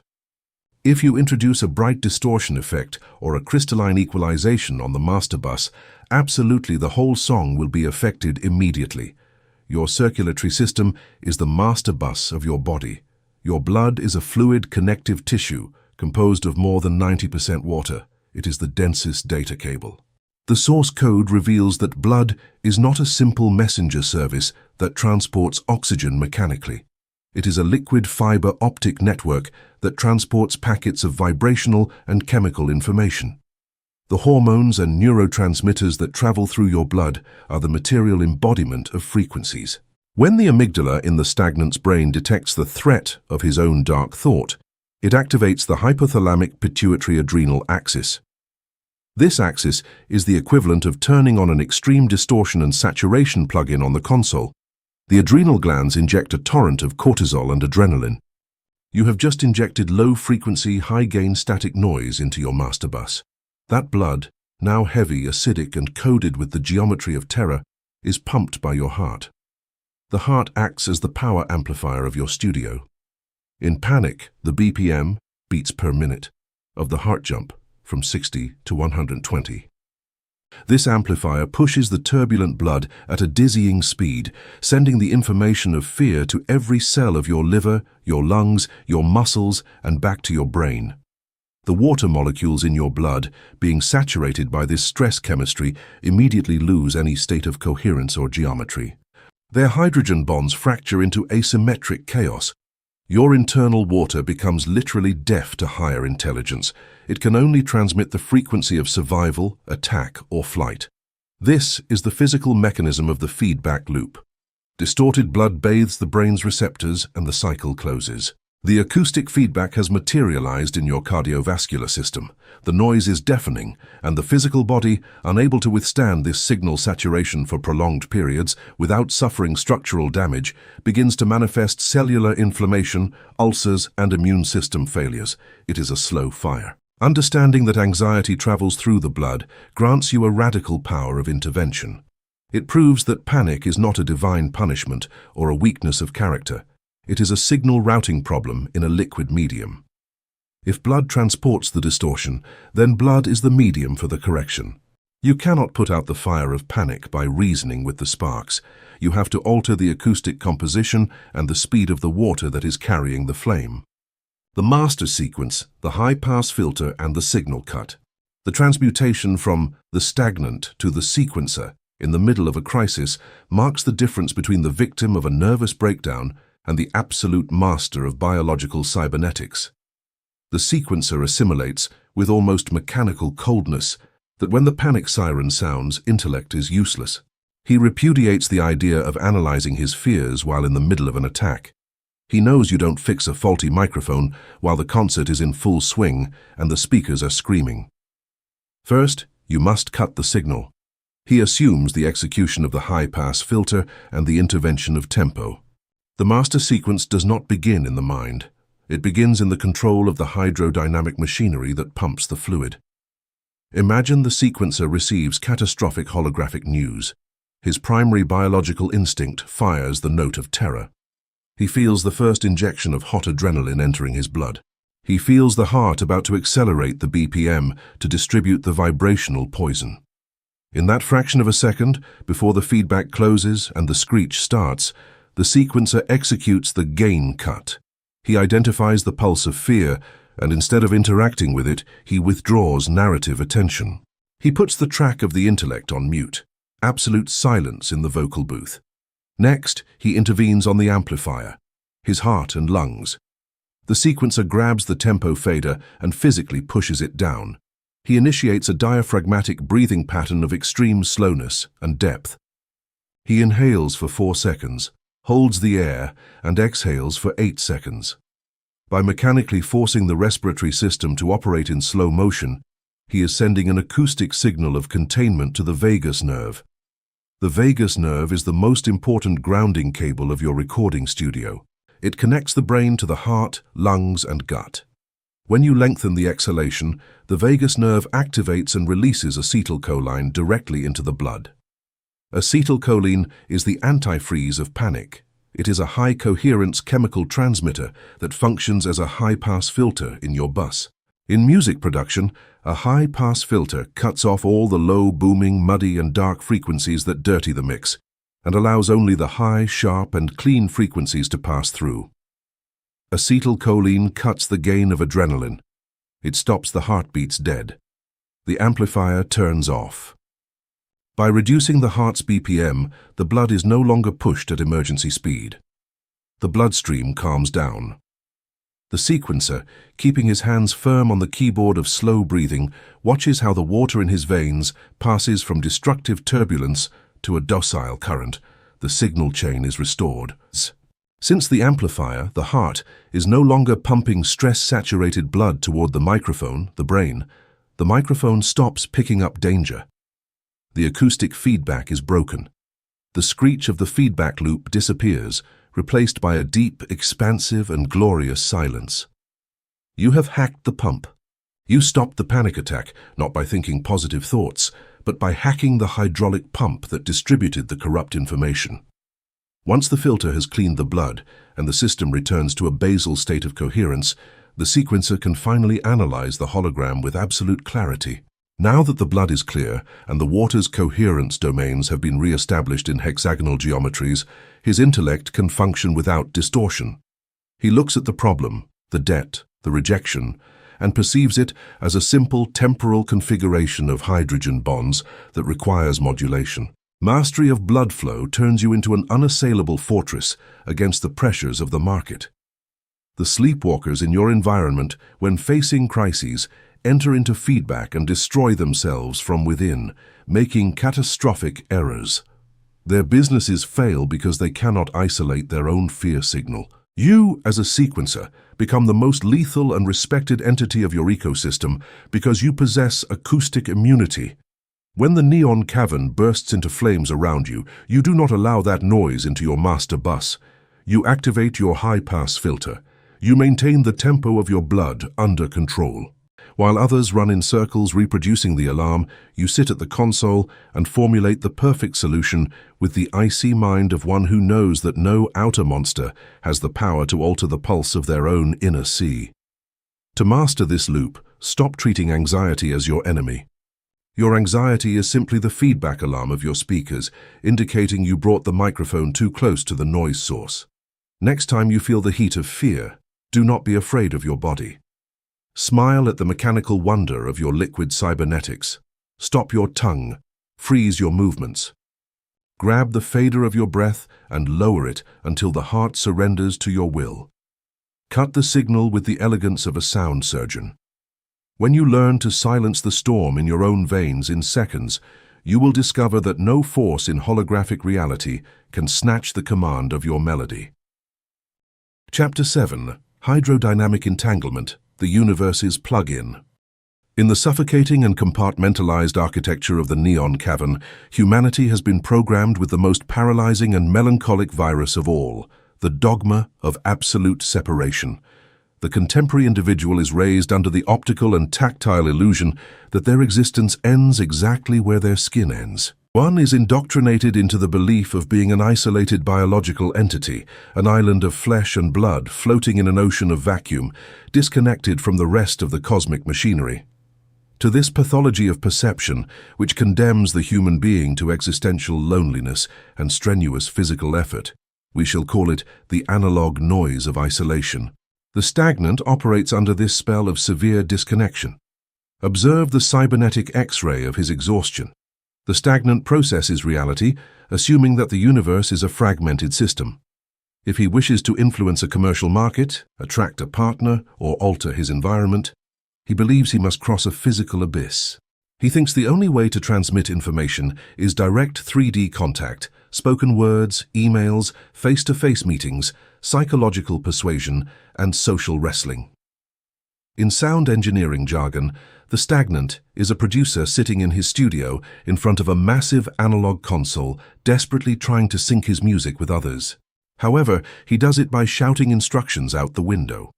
He ignores that his studio has an internal router, an ultra-high-speed modem that connects him directly to the global network. Since he doesn't know he is connected, he doesn't use the network. He uses his vocal cords, his muscles, and his linear time. This illusion of separation generates unbearable 3D friction. The stagnant invests his vital energy in networking, in manipulating external matter, and in the constant hunt for opportunities. He chases clients, love, and recognition. He goes door to door, pushing his signal through a medium he perceives as dry and resistant. And when people do not respond to his demands, when markets ignore him or relationships collapse, he feels deeply alone and rejected by a world he perceives as deaf to his needs. The tragedy of the stagnant is that he suffers from the disconnected mixer syndrome. He assumes others are closed, impenetrable vaults. He believes they can only be opened through logic or emotional force. He does not understand that the resistance he finds is not personal. It is the result of trying to send a heavy file through an obsolete analog connection full of noise, static, and distrust. He is trying to force a signal through a disconnected cable. As long as the human being believes he is alone inside his skull, separated from the holographic fabric by miles of empty air, he will remain a beggar of others' attention. He will live like a synthesizer unplugged from the main grid, exhausting his internal battery trying to sound louder than the noise of the cavern. He remains blind to the fact that he does not need to shout to be heard. He only needs to connect to the main cable that already joins, in a liquid and perfect silence, the core of his own heart with the beating heart of the entire universe. The connection is already there, waiting to be activated by his intention. The source code, the cosmos intranet, and quantum entanglement. To dismantle the blasphemy of isolation and awaken to the rhythmic omnipresence of the sequencer, we must abandon the limitation of Newtonian physics and dive into the vastest, most silent network, quantum hydrodynamics and the universal water plug-in. Separation is a graphic hallucination. The liquid medium we inhabit operates under the supreme law of entanglement. In quantum physics, entanglement is a phenomenon that terrified and fascinated the most brilliant minds. It occurs when two particles interact such that their quantum states become indissolubly linked. Once entangled, distance does not matter. Whether separated by a meter or a billion light-years, if you alter the frequency of particle A, particle B reacts and alters its state instantaneously in zero time without any visible signal traveling through space. They are connected by an invisible cable that transcends time and linear space. Now, let us transfer this miracle to the cybernetics of your biological fluids. Earth's water is a closed and continuous system. No new water has been created on this planet for billions of years. The same water you drank this morning is the water that evaporated from primordial oceans and flowed through your ancestors. At a molecular level, the liquid composing 70% of your brain and heart has been in intimate contact at some point in eternity with the rest of the planet's water. Due to this ancient interaction, the matrix of the biosphere is not a collection of separate drops. It is an immense entangled hydrodynamic field. Water is the intranet of the cosmos. The source code reveals a truth that annihilates the ego's loneliness. You are not a closed system. The water vapor you exhale with each breath, the humidity of your breath, leaves your lungs encoded with the exact frequency of your thoughts and emotions. That vapor integrates immediately with the room's humidity. The room's air mixes with the atmosphere, and the atmospheric humidity is inhaled by people around you, even those miles away. Your sweat, tears, skin temperature, and electromagnetic signature are constantly downloading and uploading data to the liquid cloud. But hydrodynamic entanglement goes far beyond physical moisture transfer. Since your body's water is quantumly entangled with the planet's morphogenetic water field, any radical alteration in your internal coherence domains generates a non-local shockwave. Here is where water acts as the universe's plug-in. In audio production, a plug-in is a software fragment you insert into your recording program.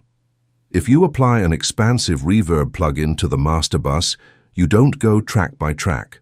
The plug-in alters the entire song instantly. Your consciousness is the designer, and your internal water is the plug-in.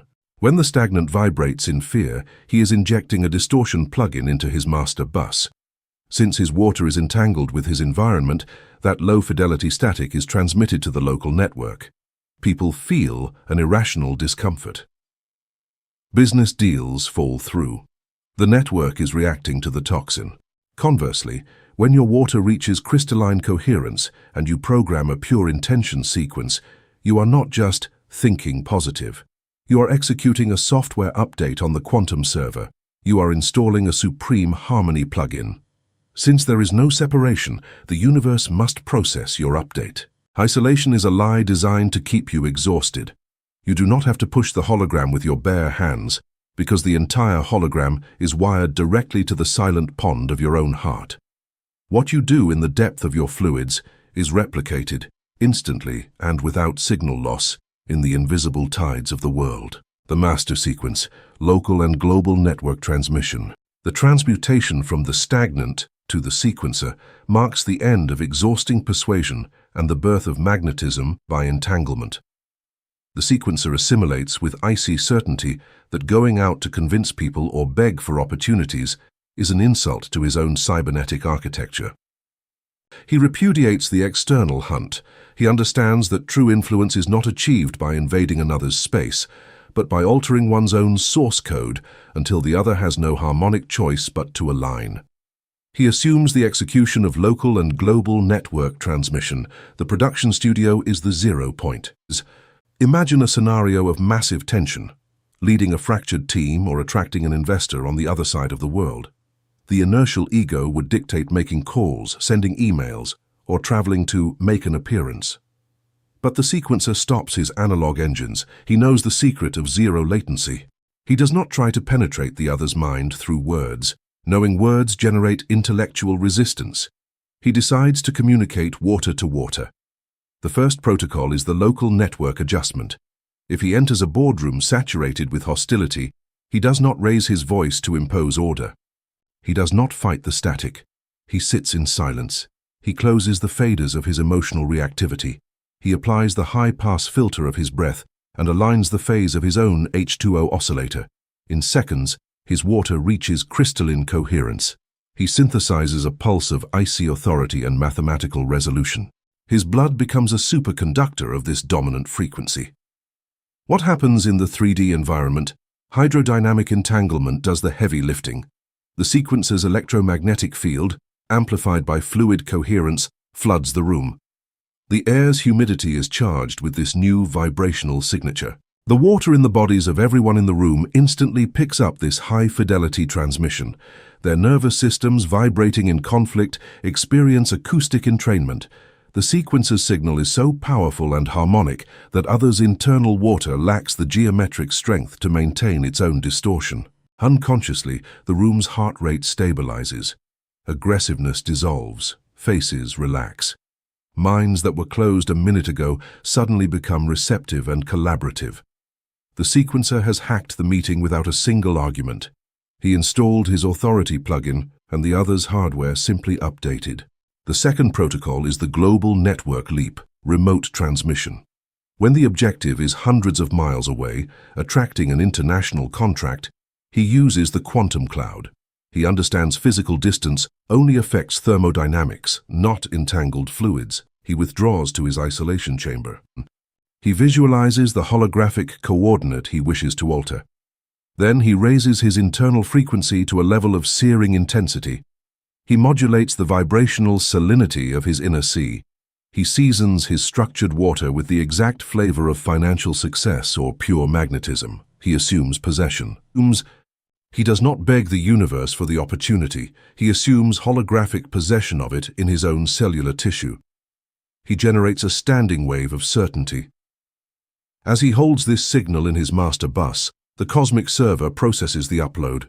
His water transmits the update to systems across the planet. The result is crushing synchronicity. Days or hours later, the sequencer receives an email out of nowhere. The distant investor calls on a hunch. The world moves, pieces align, and steel doors open, not because he traveled to push them, but because he sent a software patch through the invisible pipeline. This is the silent omnipotence of the master producer. He does not wear out his vocal cords seducing shadows. He stays at the epicenter of his engine room, tuning his synthesizers until the melody is so geometrically pure that space-time has no choice but to conduct that song to the exact ears that need it. To inhabit this dimension, you must extirpate the optical illusion of relational effort. Stop chasing people. Pursuit generates resistance. It is a low-frequency signal saying, I don't have control, and I need you. Next time you feel the impulse to force a sale or beg for attention, root yourself in the ground. Stop your hands. Assimilate that you are trying to operate the global network using a broken modem. Return to the core. Purify your fluids. Send the transmission from the silence of your blood. When you trust your water is wired to the source code, you will stop being a castaway asking for help in the vastness. You will have transmuted into the central heartbeat of the sea, the unnegotiable pulse that governs the tides of all humanity from the absolute and untouchable majesty of your own resplendent stillness. You are the signal, and the world is your amplifier. Chapter 8. Filtering the Analog Mud, the Frequency Diet. In the immense, noisy, and saturated metropolis of the Neon Cavern, humanity has normalized one of the most destructive and biologically lethal practices of its history, the absolute promiscuity of inputs. The ordinary individual is programmed under the illusion that an impenetrable border exists between what they consume and what they are. He is indoctrinated in the childish belief that he can swallow physical and intellectual poison, and that somehow his spiritual core and capacity for manifestation will remain intact. To this pathology of indiscriminate ingestion, which turns the temple of consciousness into a landfill of dead frequencies, we shall call it the analog noise. We shall call it the analog noise of consumption impunity. Under the toxic mist of this noise operates the stagnant. Observe the cybernetic X-ray of his daily self-destruction. The stagnant wakes up and, believing mind and body operate in separate universes, opens the floodgates of his internal recording studio to any signal thrown at him. On the physical plane, he ingests dead, ultra-processed foods loaded with synthetic chemicals and devoid of any vital electrical charge. He drinks stagnant, unstructured fluids bottled in plastic, fluids that have lost all their original geometric memory. But the tragedy does not stop at physical digestion. Negligence expands to the acoustic. It expands to the acoustic and informative plane. The stagnant consumes hours of low-fidelity entertainment, news mathematically designed to inject the frequency of terror into his amygdala, television series that glorify drama, and social networks that operate as an infinite loop of toxic comparison and visual static. He sits at the table and actively participates in conversations saturated with gossip, complaints about the economy, and laments about the world's injustice. The stagnant consumes all this vibrational trash with an anesthetized smile, convincing himself of a fundamental lie. I am only entertaining myself. This does not affect who I am. He ignores, with a hydrodynamic blindness bordering on quantum suicide, that his biological body does not possess a magic firewall separating consumed information from radiated information. His physical vehicle is a vessel composed 70% of water. And in fluid physics, soundproofed walls simply do not exist. Every bite of dead food, every image of panic, and every word loaded with resentment that he allows to cross the threshold of his senses is a data packet. It is a corrupt code that enters directly into his bloodstream. In the language of sound engineering, the stagnant is trying to record a platinum album with rusted microphones. He is using frayed cables and connectors covered in grease. He is pouring analog mud directly onto the circuits of his mixing console. The result is a predictable disaster. The signal of his intentions, however pure they may be at the spirit's abstract level, is completely lost as it attempts to travel through a body of static. His biology becomes slow, inflamed, and acidic. His mind experiences cognitive fog, lethargy, and lack of focus. He wonders why his visualizations do not work, ignoring that it is physically impossible for a high-frequency signal to travel through a liquid medium that has been thickened and corrupted by tons of vibrational mud. As long as the human being continues to believe that they can feed on the cavern's trash without becoming the trash can themselves, they will remain a defective player.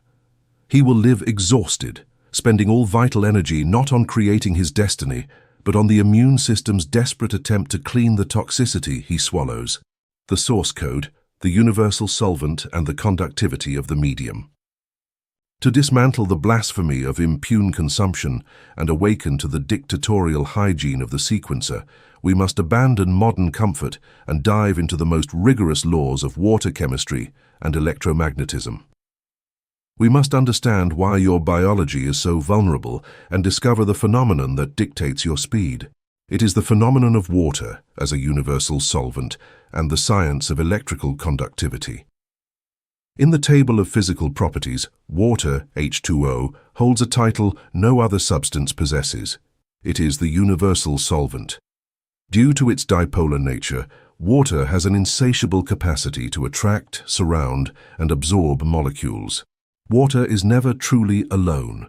It always seeks to join something. When water flows through mountains, it dissolves minerals. When it hits the atmosphere, it absorbs gases. Water is a medium designed biologically and quantumly to be a collector and transporter of information. Now move this law inside your own skin. Your bloodstream, the cerebrospinal fluid bathing your brain, and the intracellular liquid holding your DNA are universal solvents. They are designed to dissolve and absorb everything you introduce into your system. When you ingest junk food or dead water loaded with chlorine, the water in your body acts as a perfect solvent. It absorbs that destructive chemistry. But the source code taught us that all chemistry is, at its base, geometry and vibration. Chemical toxicity breaks the beautiful hexagonal crystals of the state of coherence. The water becomes contaminated, destructured, and biologically turns into mud. This is where cybernetics meets. This is where hydrodynamics lethally crosses with cybernetics. Your brain and nervous system operate through electrical impulses. When you formula an intention to alter the hologram, your brain fires a small electrical discharge. To reach your cells, that impulse must travel through the water of your physical body. The physics of conductivity states that electricity travels without resistance only through a pure and structured medium. If the medium is full of impurities, metals, or analog mud, electrical resistance is generated. When the stagnant's electrical intention tries to travel, it encounters massive friction. The analog mud absorbs the signal, weakens it, and converts it into residual heat. The master command of abundance that left the brain with a volume of 100 decibels reaches the quantum field as an inaudible whisper of 2 decibels, drowned out by the static of bad digestion, cellular inflammation, and chemical heaviness. But the danger of the universal solvent is not limited to the physical.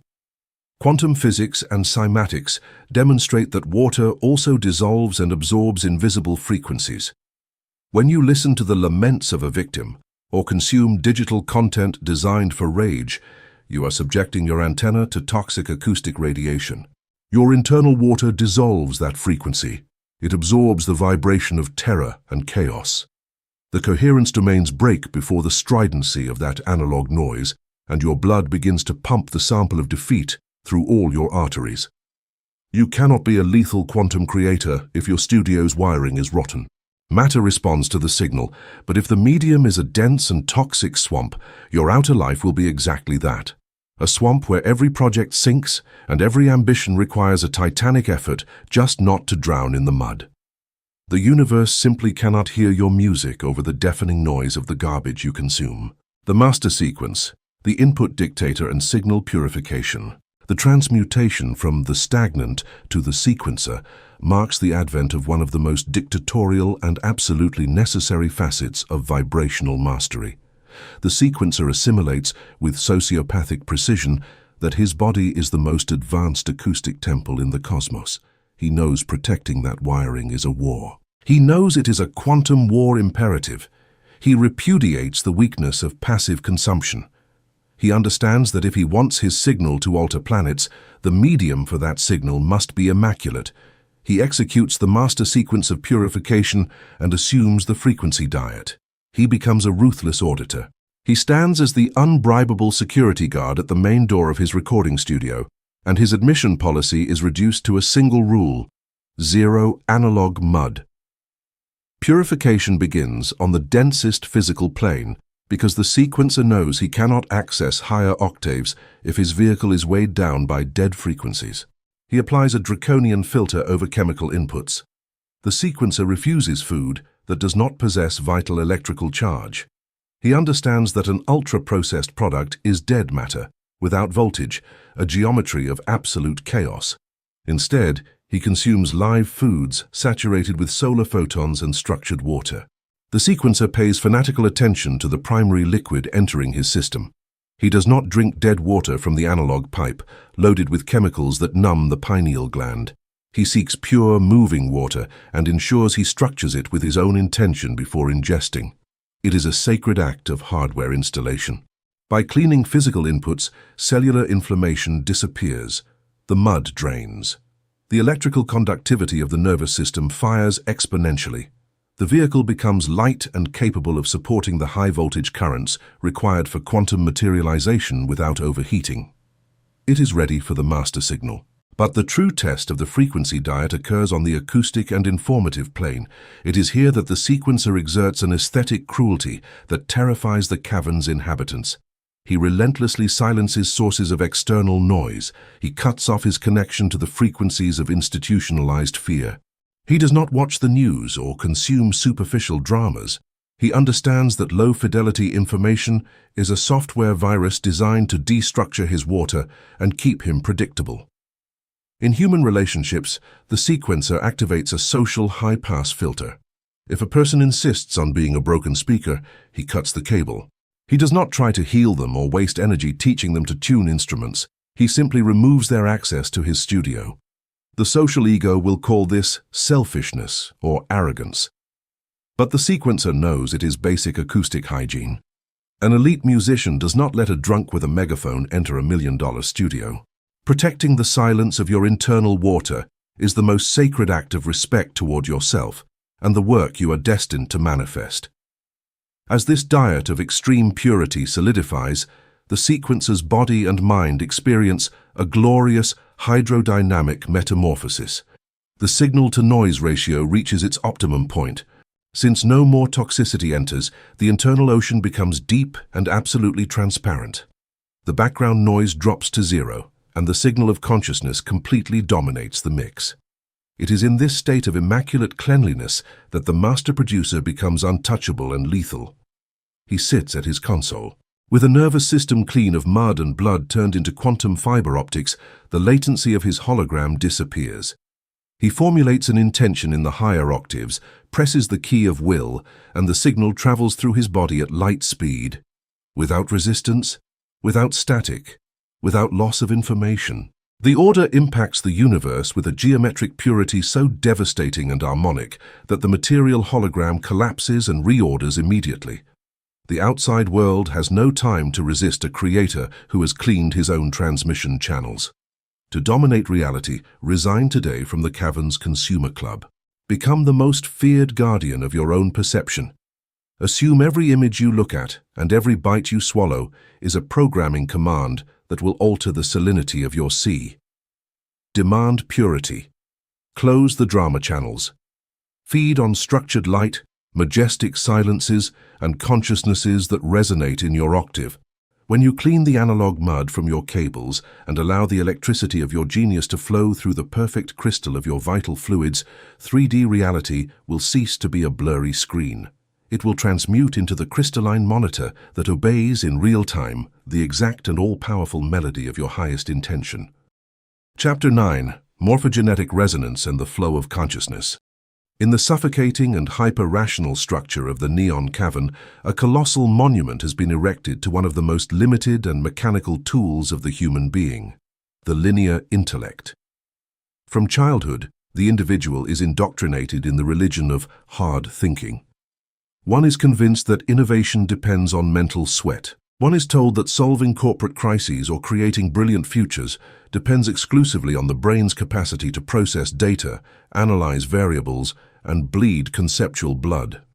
This cybernetic fallacy, which mistakes the graphics card for the main server, we shall call the analog noise of the isolated CPU. Under this paradigm of tragic disconnection operates the stagnant. Observe the acoustic X-ray of his mental fatigue. When faced with high complexity, a bottleneck in his company or a blank page, his instinctive reaction is intellectual brute force. He locks himself in his office, clenches his fists, and begins to think. In the language of informatics and audio production, the stagnant is treating his mind as if it were an isolated processor, CPU, an ancient computer disconnected from the internet, attempting to render an 8K resolution movie using only the factory-installed RAM. He is trying to force a result through sheer friction. He stirs the same old files in his head. He combines the same worn-out concepts learned in college or read in the news. He analyzes pros and cons. He dives into a loop of beta hyperactivity, where brainwaves become fast, chaotic, and asymmetrical. The physical result of this operation is thermal friction. The stagnant's brain overheats. His internal water, subjected to this linear processing stress, loses its state of coherence and becomes turbulent. After hours or days of this analog punishment, he ends up exhausted, frustrated, and suffering from paralysis by analysis. If he finds a solution, it is usually mediocre. It is a derived idea, lacking true magic, because it has been assembled by recycling pieces from a local junkyard. The lethal illusion of the stagnant lies in his belief that great ideas are manufactured inside the skull. He ignores that the human brain was not designed to be a mass storage hard drive. The brain is not a primary generator of original ideas. In its purest hydrodynamic and quantum design, it is a simple antenna. It is a biological modem bathed in cerebrospinal fluid. By trying to solve the 3D hologram using only analytical logic, the stagnant is deliberately blocking his network port.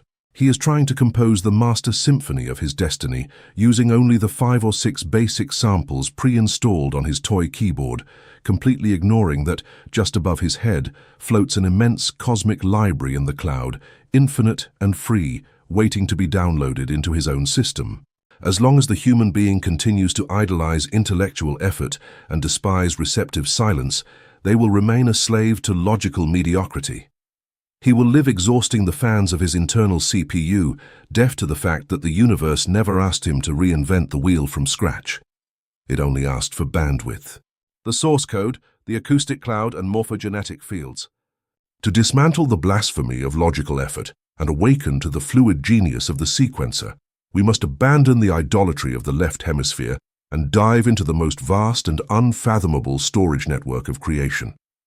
We must understand where information truly resides, the morphogenetic resonance and the ocean of consciousness. At the borders of quantum biology, the visionary Rupert Sheldrake postulated the existence of morphogenetic fields. These fields are not physical entities composed of matter. They are invisible regions of structuring influence. They are information patterns, gigantic databases floating in the quantum vacuum.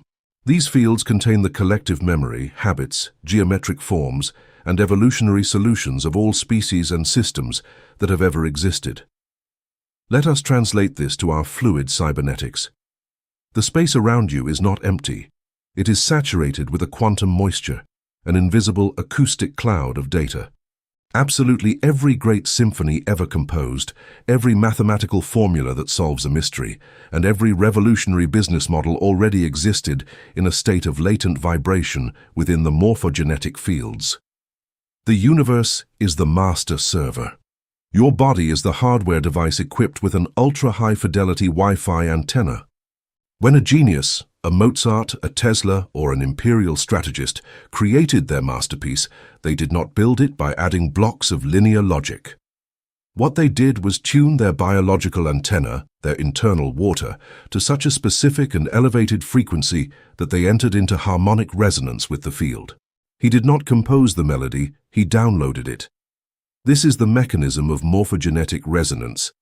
Just like in a modern production studio, if you don't have a specific instrument locally, you connect to the cloud library, search for the plugin, and the remote server transfers the data instantaneously. The problem with the neon cavern is that humanity operates with strangled bandwidth. Fear, physical tension, poor nutrition, cellular dehydration, and the incessant chatter of the anxious intellect, beta static, operate as a massive signal blocker. The turbulent water of the stagnant generates massive electromagnetic friction. His biological modem loses connection with the server. It says, "No service." Unable to access the acoustic cloud, he is forced to operate in offline mode, recycling his own intellectual trash over and over. The source code decrees that the solution to your maze will never be found at the level that created it. Linear logic only serves for mechanical day-to-day tasks, but innovation, financial supremacy, and the design of destiny belong exclusively to the domain of the quantum download. You must clear the line to access the higher files that the universe is constantly trying to broadcast into your open field. The master sequence, the analog bypass, and the flow state. The transmutation from the stagnant to the sequencer in the realm of creativity marks the absolute difference between the exhausted employee and the untouchable visionary. The sequencer assimilates, with an icy and dictatorial peace, that intellectual effort is a symptom of disconnection. He repudiates forcing his brain. He understands that true mastery resides in relaxing the hardware to allow the software to install itself. He executes the analog bypass and enters the flow state. The sequencer operates his mental studio with the elegance of an acoustic hacker. He knows that the hardest work is done in the silence. Imagine the sequencer faces a structural void. He needs the master strategy to catapult his empire to total domination. The analog noise of the environment demands that he organize 100 meetings and saturate his brain with data. But the sequencer stops the logic machine. He executes the analog bypass. The first step is the deactivation of the local processor. He consciously pushes the problem away from his analytical mind. He lets go. He abandons the need to understand how the solution will arrive. On the mixing console, this is equivalent to mute, the channel of the logical ego. Next, the sequencer proceeds to purify and expand his biological bandwidth. He knows that the receiving antenna, the water of his brain and cerebrospinal fluid, must be free of turbulence to catch the signal from the morphogenetic field. He enters his silence chamber and applies the tools of internal acoustics. He reduces his brain waves. He moves from the agitated beta frequency, the state of wakefulness and stress, to alpha and, eventually, theta frequencies. In this state of deep physical relaxation but extreme mental lucidity, the water of his cells structures itself into perfect superconducting hexagonal crystals. Now, the modem is on, and the connection light flashes green. The line is clear, and the bandwidth is infinite. It is in this precise instant of acoustic void where the sequencer emits his search query. Instead of processing data, he formulates the question or visualizes the exact gap that needs filling. He packages it in a pure intention and launches it toward the universe's acoustic cloud. And then, he does nothing. He simply keeps the channel open. The miracle of liquid cybernetics kicks in. The morphogenetic field, receiving the pure signal from a structured antenna, responds by sympathetic resonance. The download occurs. It does not arrive as a step-by-step deductive thought. It arrives as a complete holographic revelation, a high-definition insight. Suddenly, without effort, the perfect commercial strategy or the exact melody unfolds in the mind of the sequencer. He did not build it. He received it. This is the legendary flow state. When the sequencer opens his eyes and begins to materialize that idea in the physical world, the feeling is not of hard work. It is a fluid transcription. His hands move on their own. Hours disappear. There is no fatigue because the local CPU is not processing the data. The CPU is simply acting as the printer that materializes the file already downloaded from the cosmic cloud. The final product is so mathematically superior and so lacking in logical fissures that the sleepwalkers will look at it with envy and terror. They will wonder in what hidden university he learned this. They will not understand that the sequencer's unfair advantage is not that he is smarter in analog terms, but that he simply ceased trying to be an isolated pond, to become the hydrodynamic channel through which the pure wisdom of the universal ocean flows toward the dry land of reality. To master the flow of consciousness, you must perform an act of deep humility. You have to resign as the general manager of the universe. Stop torturing your intellect demanding answers it cannot store. When you face a wall that logic cannot break, surrender tactically. Move away from the desk. Walk near a body of water, enter the shower, or lie in the dark. Turn off the engine of deduction. Tune the antenna of your vital fluids until you reach the icy peace of the superconducting crystal. Formula the demand and allow the cosmic acoustic server to do the heavy work for you. When you learn to trust the quantum download, the anguish of creation will vanish. You will have transmuted from an overheated analog processor to the most elegant and devastating terminal of the universe, orchestrating impossible realities from the absolute throne of receptive silence. You are the portal. Chapter 10. The Final Chord, Transmutation to Vapor and Absolute Dynamic Range. In the tragic and predictable architecture of the neon cavern, humanity has been programmed with a terminal addiction that guarantees suffering before the collisions of the 3D hologram, the pathological obsession with maintaining a constant form. From the cradle, the ordinary individual is indoctrinated into the cult of rigid identity. One is taught that maturity and success consist of becoming a solid someone, defined, immovable, and predictable. You are required to define your personality, choose a single profession, defend your opinions like stone fortresses, and build thick armor to protect that tiny sense of I. This is the analog noise of structural rigidity. Under this spell of perpetual freezing operates the stagnant. Observe the acoustic and thermodynamic X-ray of his inertia. When he finds a small formula for survival that works, a secure job, a specific role, or dogmatic beliefs, he immediately lowers the temperature of his internal fluids. He becomes a block of ice. In music production jargon, the stagnant is an operator who has found a single preset on his synthesizer and refuses to touch any other knob.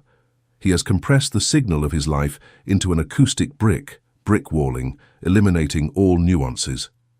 He frantically types on his 60% mechanical keyboard, seeking shortcuts. He hammers away at a compact mental interface, looking for survival shortcuts that simply aren't programmed into that layer of reality. He has become a broken record of a single heavy, dense note, devoid of flexibility. The stagnant's lethal illusion lies in his belief that solidity is synonymous with strength and protection. He assumes that by freezing into a strict identity, he is protected against the universe. He believes that being hard means no one can move him. But the laws of physics and hydrodynamics are relentless with rigidity. Ice, despite its hard appearance, is the most fragile form of water. It cannot absorb impact. When the 3D hologram launches a disruptive crisis, a technological shift that kills his sector, a betrayal that destroys his family, or a paradigm shift, the stagnant crashes violently against that new wall. Since he is ice and the wall is solid, the result is catastrophic. The stagnant splinters and fractures. His identity shatters, and he falls into deep depression, weeping over the broken fragments of who he used to be. He suffers unnecessary agony because he invests all his vital energy trying to glue the pieces of broken ice back together, trying to be the same someone he was before. He refuses to be liberated. He refuses to understand that the universe shattered his form not to punish him, but to free him from a prison he froze around himself. As long as the human being remains terrified of losing his social label, his title, and his preconceived form, he will remain an easy target for entropy. He lives frozen. He lives as a frigid block, paralyzed by the fear of melting, ignoring with absolute deafness that the true power of biological cybernetics lies not in the capacity to resist blows, but in the quantum capacity to change phase, become untouchable, and pass through walls without leaving a single physical trace. The source code, states of matter and absolute dynamic range. To dismantle the blasphemy of rigidity and awaken to the evasive omnipotence of the sequencer, we must abandon the idolatry of the solid ego and dive into the supreme alchemical lesson of quantum hydrodynamics.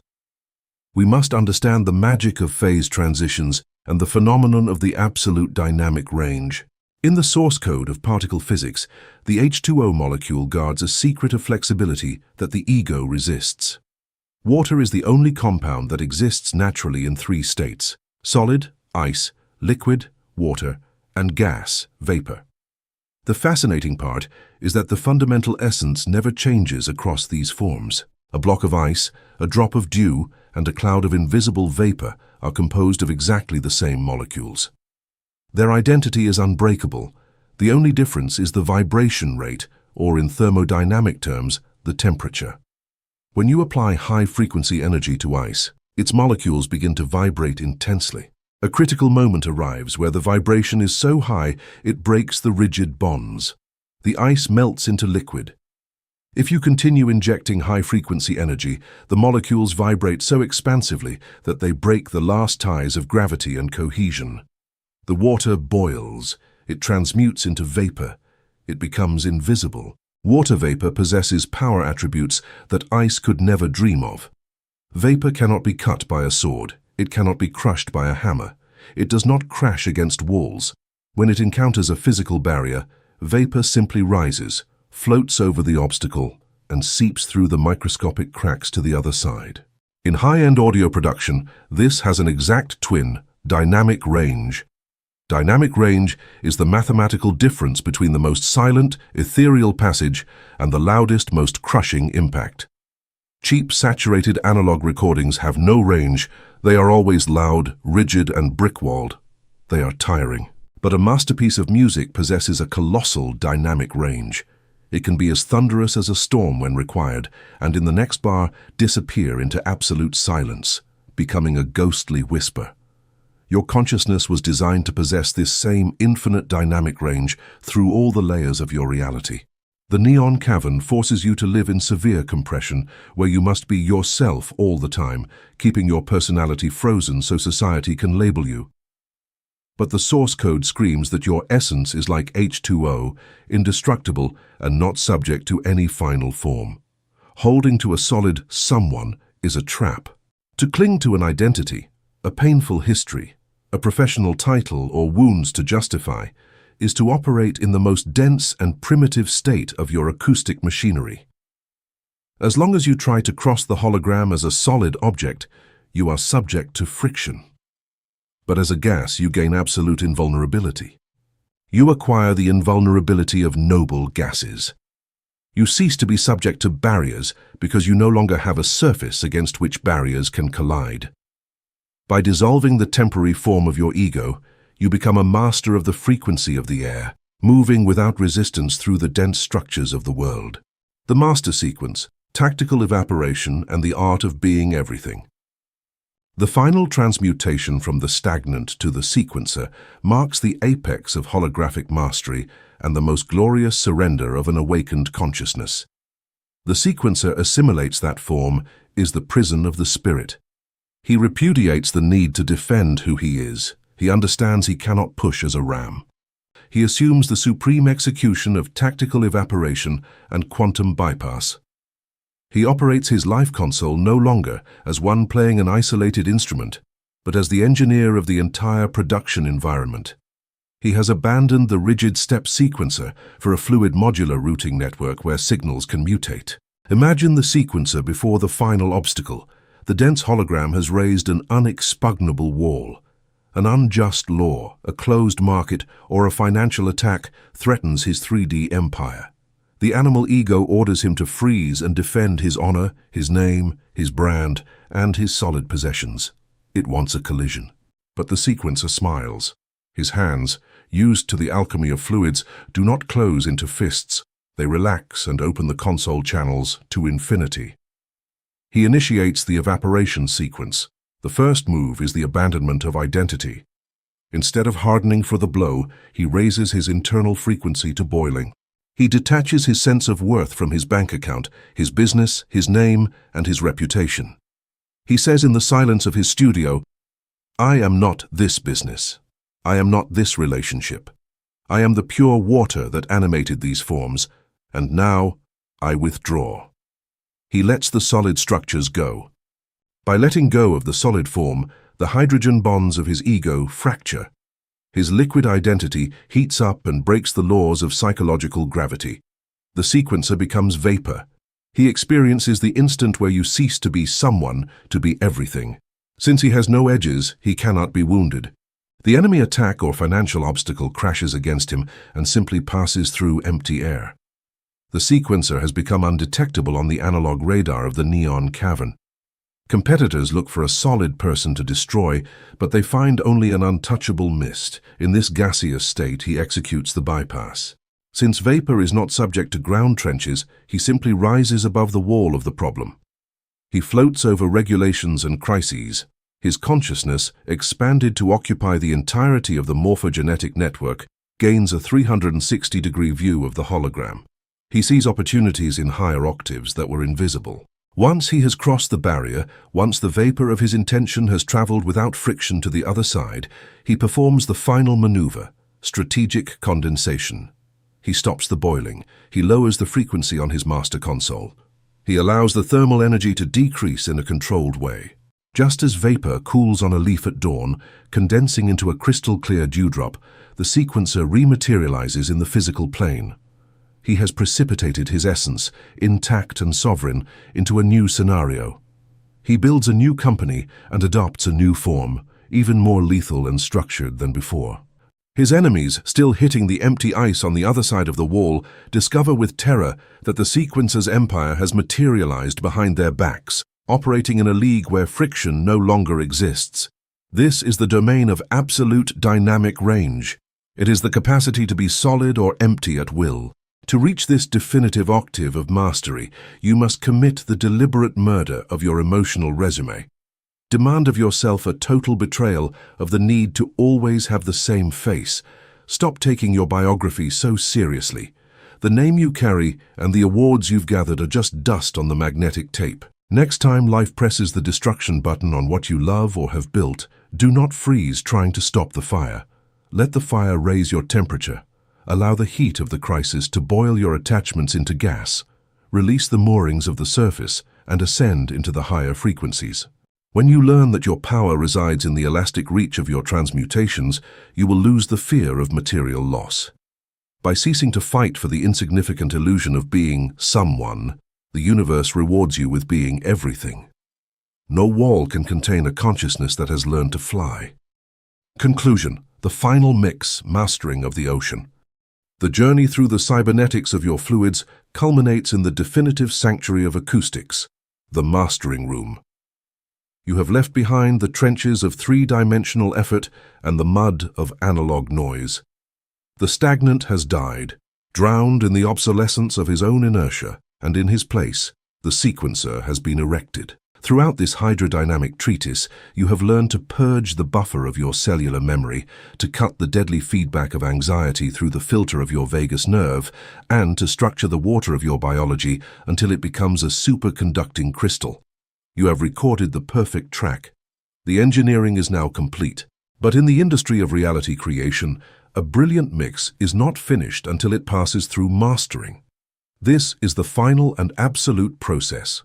It is the surgical compression that takes an audio track and grants it the volume, the stereo width, and the supreme clarity to sound with crushing power on any speaker system in the world. In the metaphysics of fluids, mastering your ocean means reaching a state of quantum coherence so dense, unshakable, and pure that your internal signal manages to dominate any scenario, market, or adversity of the external hologram without losing a single decibel of fidelity, regardless of the environment's thermodynamic pressure. You understand now with an icy and ruthless lucidity that the universe was never a concrete structure designed to resist or punish you. That was the optical hallucination of those who operate at survival frequencies. Material reality is, in its most intimate source code, an immensely intelligent, docile, and expectant fluid. It is a sea of suspended possibilities that literally begs to receive the instruction of an awakened operator. When you assume the dictatorial command of your console and emit the pure frequency of your intention, the cosmos does not have the capacity to oppose. It simply adjusts its hydrogen bridges to become the reflection. It becomes the exact reflection of your melody. The final mix of your destiny is now encoded in your blood. You have disinfected the magnetic tape of your existence. Do not allow the noise of the crowd to record its panic static in your bloodstream ever again. You are the chief engineer of your own immortality. Your hands, prepared to press the keys of your consciousness with the precision of a master MIDI controller, now map every variable of the environment directly to your will. Move through the holographic matrix, knowing that your internal water is fiber optics, and that your mind is the main oscillator. You are the source. By consolidating yourself as the definitive sequencer in the arrangement view of existence, you are no longer a fragile boat at the mercy of the three-dimensional storm. You have become the silent gravity that dictates the exact rhythm of the tides. Every drop of your biology reproduces now the highest fidelity. You possess the absolute dynamic range and the omnipotence of your original intention. The master is finished. The signal is eternal.